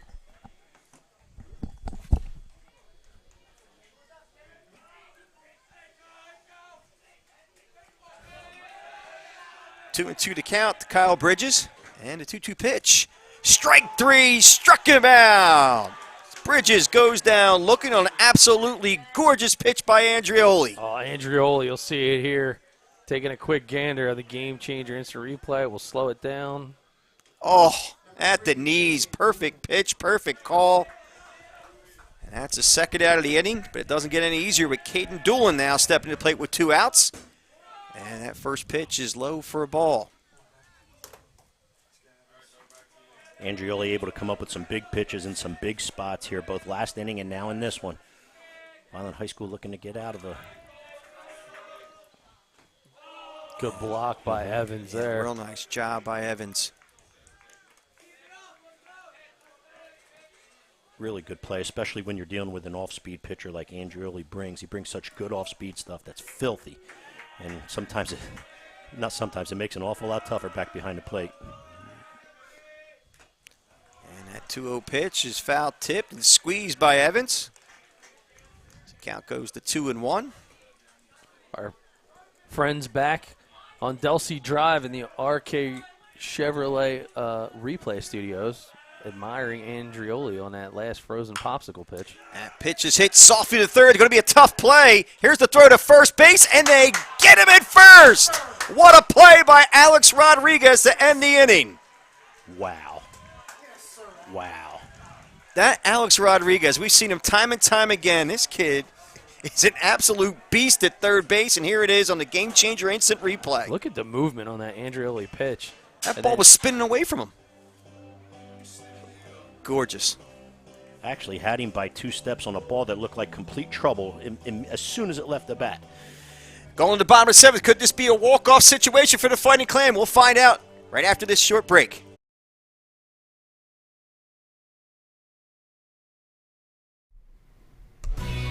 Star Septic Service is a family-owned and operated division of Star General Contracting founded in 1984.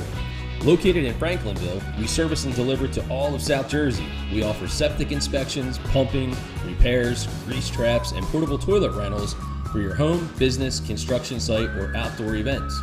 Our friendly staff is just a quick phone call away. To schedule your rental, service, or maintenance options, make the quick call, 856-694-1101. We look forward to servicing you. We live in a community that cares. We make sure everyone eats, everyone plays, everyone stays warm, and everyone is protected. We support our youth in organizations that teach the value of community and self-worth. We make strides against breast cancer every day. Together, in this community, we make a difference. RK Chevrolet, RK Kia, and RK Subaru, proudly serving our community since 1982. Bottom of the 7th inning. Could this be a walk-off situation for the Fighting Clan? Could they win this one in a walk-off? And the man coming to the plate could answer that call, Mr. Njsiaa, the leader in the state in home runs. Yeah, he's answered the call before, hasn't he? What a good young player. What a good hitter. Njsiaa coming up in a big spot. You know he's going to be looking first pitch fastball, and I can't guarantee they're going to give it to him. I tell you right now, the scouting report is don't ever throw him a fastball. He just kills fastballs. And that first pitch, they pitch away from him, is outside and low for a ball. If you're Njsiaa right here, controlling your emotions is half the battle in a situation like this. And that 1-0 pitch is low and away for a ball. I think Njsiaa can expect, unless mistake is made by Gargano, to see that pitch on the outside.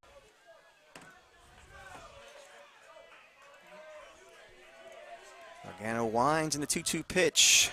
Low and away for a ball, so the count now moves to 3-2. As Njsiaa leads this one off in the bottom of the 7th inning. Gargano doing a nice job trying to keep Njsiaa off balance, but Njsiaa's doing a nice job in not chasing anything out of the strike zone so far. Having a really good leadoff at bat here for Vineland in the bottom of the 7th. And that's ball 4, so yeah. Njsiaa draws the leadoff base on balls. And he is the winning run at first base with Xavier Cortez. Coming to the plate is Kyle Jones. Tells Cortez, let's take it easy. Let's get in the zone. Let's make it happen. Cortez 0 for 3 today. Struck out in the first, flied out to left in the third, and flied out to center in the fourth. Njsiaa hold. Oh, the ball gets by. Njsiaa making his way to second base. And is now in scoring position with nobody out. It's exactly what we meant when we were complimenting Evans on the other side, right, about not letting runners advance and getting it past. There's a ball right there that gets past Williamstown's catcher. Njsiaa able to get the second with nobody out after a good leadoff at bat. And first pitch, second pitch, I should say, is high for a ball. It's now 2-0. Cortez. If you're a Williamstown Braves coach here, Doug Stasic, do you go out and just kind of settle him down right here? 2-0, I definitely do. If it goes 3-0 here, I'm putting him on. 2-0 pitch is fouled away at a pitch to hit. Found it straight back and out of play. Well, it is a close game, and when it's time to close out the big transactions, go with the best. ClosePointUSA.com. Chris Brown and his team. 3 locations to serve you.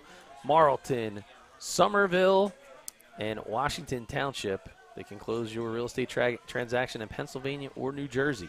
There's a 2-1 pitch. Low and away for a ball. The count now goes to 3-1 to Cortez. With Njsiaa at second. And nobody out.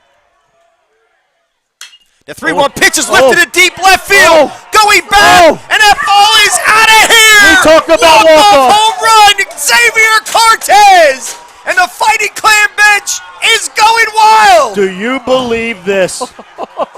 We talked about a walk-off situation. Could it happen? And answering the bell is Njsiaa and Cortez. Unbelievable. A huge, it's a historic moment for Vineland baseball. Let's just be real. What a moment for Cortez and his Fighting Clan team. Coming in as a number 7 seed, takes down the number 10 seed in Williamstown Braves. And tip of the cap to both teams in this one, because the Braves really played a great game. Absolutely. What a contest. I mean, it's 2-2. Both pitchers battling, both teams scrappy and battling. And fortunately enough for Cortez and the Vineland High School Fighting Clan, they come out on top in this one. But I got news for you. That ball I knew was going off the bat. That ball was crushed. It was crushed to deep left field. Chris Montone started this game for the Williamstown Braves, did a heck of a job on the mound. Only pitched 6 innings this year after coming off an injury. Njsiaa had a rough first inning and bared down, retired 11 batters in a row, and then just really a great job by Benny Andreoli to come in relief. So he actually is the winner. He is actually a pitcher of record on this one. Another 2 innings shutout. His ERA is going to go backwards, I guess. He's just so savvy on the bump. He's just he keeps such composure in tough situations. We've talked about it in all 2 or 3 innings that he pitched here tonight. And I'll tell you what, really 2 really good baseball teams in this Group 4 division. And congratulations to both of them on a wonderful year. And congratulations to the Vineland High School, the Fighting Clan, moving on. Well, this is by far the RK Chevrolet drive of the game, courtesy of Mr. Cortez.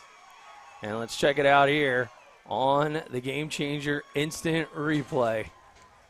I mean, he just looks this one all the way in. And a sweet swing coming up, I guess, right after this pitch. Yeah, well, that was a really nice swing. Yeah, that's all right. I get to break your chops Well, a little bit. yeah, it's okay, good. though. Here it comes. Right Show the pitch low and outside That's first. Right. You got to set up. You got to set the It's a scene. setup. Yeah, it's okay. You got to set the scene. It's all right. Here it is. Oh, my goodness. And he did not miss it. Left fielder knows it's gone. I mean, that might be. Oh, that just missed. Oh, that's into the parking lot. I got news Is for that it. a Ford out there? It went over the white Ford. That's not Rackets Ford, is it? It may be. almost hit it. That's Just where he was missed looking. it. That's where he was looking for the Colorado spring water. It would have been the arcade drive of the game and the arcade auto body play of the game, too, if it went off that car. Well, we definitely got to get Mr. Cortez once he's done with Coach out there. So don't go anywhere. Let's see if we can get Xavier Cortez in the booth, and we will be right back to wrap this one up. Absolute electricity and another walk-off win for the Vineland Fighting Clan. But stay tuned. We will be right back.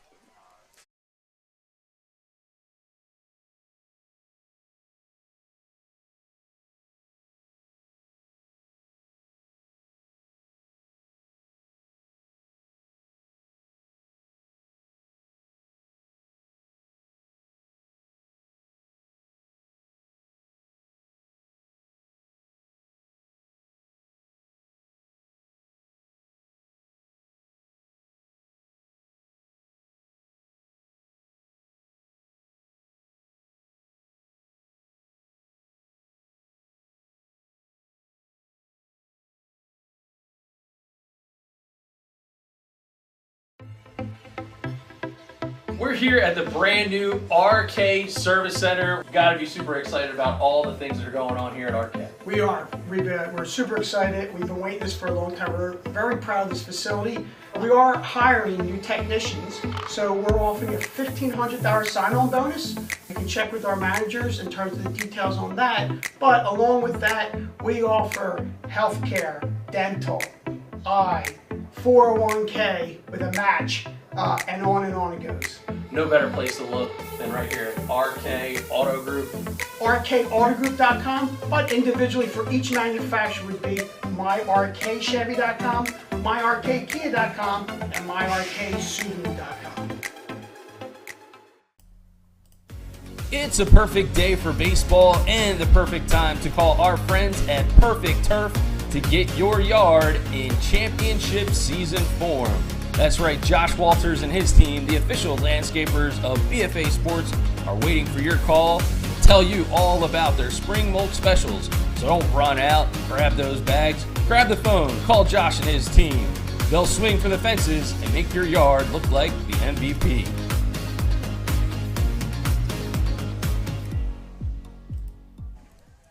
All right, we're back after a dramatic moment here at Anthony DiTomo Sports Complex, the home of the Fighting Clan.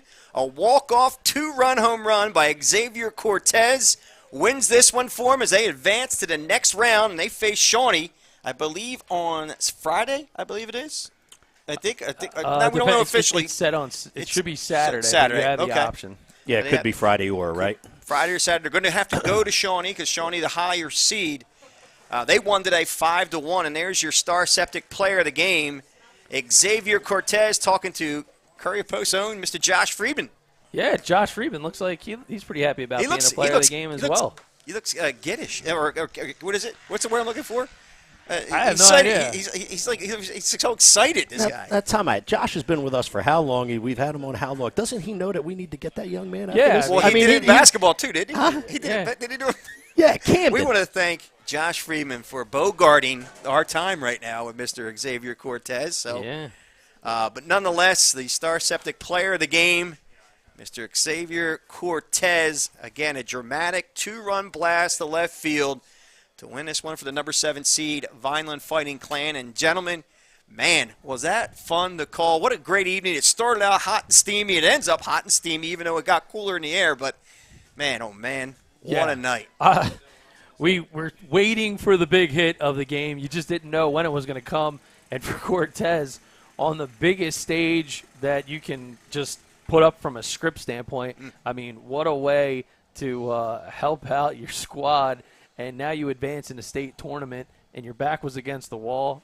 My, oh, my. I'll tell you what, it's really a privilege to come and, cover games like this that have endings like this, and it seems to happen here a little bit more often than it does other places, whether it be walk-offs or comeback scenarios or whatever the case may be. But the fans of VHS here had something really to be happy about tonight. Well, BFA has had the privilege to call a number of walk-offs. What are we on, number 7 or 8? Oh, man. At least? It's crazy how fun is how that? many that it's been.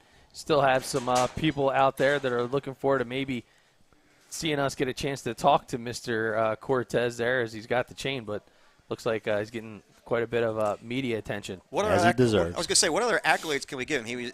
He had the arcade drive of the game, and he's the Star Septic player of the game. What else are we going to do? How about the Bunting Family Pharmacy delivery of the game? Yeah, he did it all. He did everything. He did it all tonight. He's probably going to sleep well tonight once that adrenaline certainly wears off. And I can certainly tell you that his father is, if you can see somebody who's levitating around the field, that's got to be his dad. Big-time baseball family in the city of Vineland. And to see this kind of magic happen, I got to tell you, it's a big moment. Couldn't happen to a better kid. Couldn't happen to a better family. And, man. And how about the job the entire team did for Vineland High tonight, right? Descalzi doesn't get off to a great first inning, but then he retires 11 in a row and keeps his cool, and he's able to do that. Then Andreoli steps in, and he's able to do his thing as he does so well, and he doesn't give up any runs for 2 innings. They hold the fort down for the big moment, and then Cortez delivered. And he did deliver in a big way. And Descalzi, getting back to him, absolutely pissed the gym after the first inning. He had started off with a strikeout, then walked the next batter, and then he got himself in a little trouble where it was a misplayed ball in left field. And he walked a run in. He gave up a little flare to right field for an RBI single. But then after that, bared completely down. He came in this game with a 2.6 ERA. And you know what? 2 runs, and questionable whether it was earned or not. He still probably maintained that very strong ERA and pitched the gem. And at the plate, he struggled a little bit, but he had 2 big walks at the same time. And again, he's the one that scores on that 2-run blast by Xavier Cortez. And let's face it, that's not the easiest thing to do. I mean, that's not, when you get off to not necessarily to start you're looking to get off to, and then you're able to bear down as Descalzi did and retire 11 in a row. That's not the easiest of scenarios to be in. And then, of course, Andreoli came in and answered the bell, and VHS and Cortez did in the 7th for sure. And there's Mike Brosh on the Gator raking the field. Yeah, he's getting this thing taken care of, and we'll see if we can get a hold of Cortez. Somebody yell out to him. I think Brosh uses that in the sand traps on the golf course, too. He's just getting the sand traps. He's busy with the family right now. There's all kinds of people excited to see him. They're gonna can't say I blame him. Track him down, see if we can get him here in the BFA booth on the headset. Certainly a lot of people still hanging out, and there he is. He's a busy guy. There he is. He's a busy guy. So congrats, man. Throw this headset on. Step right over here. Good job, big man. Yo, Unbelievable, Mike. Good job. Beautiful. Here you go. All right. So actually, you're going to stand right here, and then the camera is right here as you got the Yeah, sure got a lot thing. of- I lot get the of game hardware ball. going, man. Well, he just Big gave me the game Al ball. gets a game ball for going 132 steps to the stand. All right. 5 times. 5 times. Ran him out of dollar dogs. But this is the player, the star septic player of the game, Xavier Cortez. Man, oh man, you've got to be walking on air right now, young man. Oh, man. Oh yeah, that felt good right off the bat. I knew it was going. Yeah, well, it couldn't have come at a bigger moment. Those are the kind of things that you've been playing this game for a long time, and I know from the time that you were just a little dude, this isn't the first time that you shine in a big moment. So I got to ask, where's Pop? Oh, Did I he don't- tackle no you clue. anywhere? I have no clue. Probably waiting for me back there. We thought we saw him lingering around out in the field just trying to make his way to you as you were getting covered by media everywhere. So Where was he sitting? Do you know where he was Yeah, during he's the game? sitting right in the front row of the bleachers right there. Man, that's got to be a big moment for him, man. I got to tell you, that's. I can't believe you let him even hold on to that game. How That's are all you- right. That's all right. That's all Do right. I get to hold the chain for He a doesn't. minute? He I gets to get see hold it. the- He gets to see a I get different. to- There you go. So now, what's this called? Talk about this Yeah, right here. tell us what. MVP chain. I don't know. Nice. That's MVP Or is chain. it a home run chain? Does it get passed around after the next person hits a home run? No, it's just. I mean, probably, yeah. Yeah. Honestly. So, question for you: what were you thinking in that moment? Were you thinking going yard because you had Scalzi at second base? He was in scoring position. A base hit possibly wins this game. What were you thinking? You know, I was just thinking hit the ball hard. You know, I was just trying to be a teammate, possibly get him to third base, put the team in the best situations. As a matter of fact, we mentioned during the broadcast, Coach Kyle Jones came over to you, and I saw him go like this. Yeah. He had mentioned, I guess he was Relax. telling you kind of relax and get in the Yeah. zone, and, man, did you relax. You turned on that baseball, and that baby went Yeah. yard. You almost hit, I think it was a Ford pickup truck out there in left field. Just missed it, by the way. Just missed it. Yeah, we were talking about Scalzi trying to control his emotions as the leadoff hitter in that Right. at bat, and then Right. with the same thing as what Coach Kyle Jones I think was telling you, correct? Yeah. Just Just control. trying to be relaxed, you know, see the ball, hit the ball, be a teammate. And you sure were, man. Great. Congratulations tonight. Anything else, guys? Well, I'm going to try to cue it up for him. Privileged to be here here. it is. Let's get it. Tell us what you think here. Yeah, so why don't you let us walk you through this. You can walk us through this at bat for you. So here you are. I was just trying my best to stay relaxed right here. What pitch is this? This is the one that is the big one. Yeah, I was just sitting dead red for a fastball right here. Saw it right below the chest. Boom. Oh. And then look at little stare down action. Yeah, I walked a few steps Well, out of the box. I don't know. Did you have a chance to see this Watch. thing land? Watch where just misses. Just crushed the truck. That was an absolute bomb, man. Congratulations to you on that. Well, you walked a Walk-off few home steps run, because, man. like you said, you kind of thought it was out right off the Yeah, bat, didn't yeah, you? I knew it. I knew it was gone. And look at you. I mean, you could tell you're a humble kid just talking to you here and seeing you out in the field. You were just in the moment, obviously, yeah. and that's an awesome moment for you, man. And then have your teammates here, the high five from Coach. I mean, Yeah, did that's you awesome. even touch the ground between third and home? I mean, that's absolutely. He did, but he probably doesn't remember doing so, do you? I don't remember. Absolutely awesome. Well, listen, man, you guys advance in the playoffs, more baseball to play, so get some sleep, and you get to do this thing all over again. Yep, thank you. All right, Congratulations man. to you Our and your player of teammates. the game, Xavier Cortez. We wish you the best of luck. That will do it from all of us here at BFA. I want to thank myself for being the executive producer tonight. You did a heck of a job, if you may say so yourself. The legend Charles Hope, Doug Stasic, also on the other camera, Bailey Dickinson handling social media and the scoreboard. Drew Stasic, the Drew switcher. Stasic, You the forgot switcher, him? I All right. did. Yeah, All what are right, you gonna that's do? I'll okay. get written off. But, man, guys, what an awesome night. So more baseball to be played, and we got to take a look at the schedule and see where we end up next. Hey, thanks for letting me crash the party here tonight. Oh, Hey, thanks man, for being Stevie here, man. What a Westcott night. Coming What in a out of night. the bullpen. Take us out, brother. All right, so for all of us here at BFA Live Sports and the GameChanger app, I'm Doug Stasic. I'm Al Fisher. I'm Steve Westcott. We can't wait till next time to see you Play ball.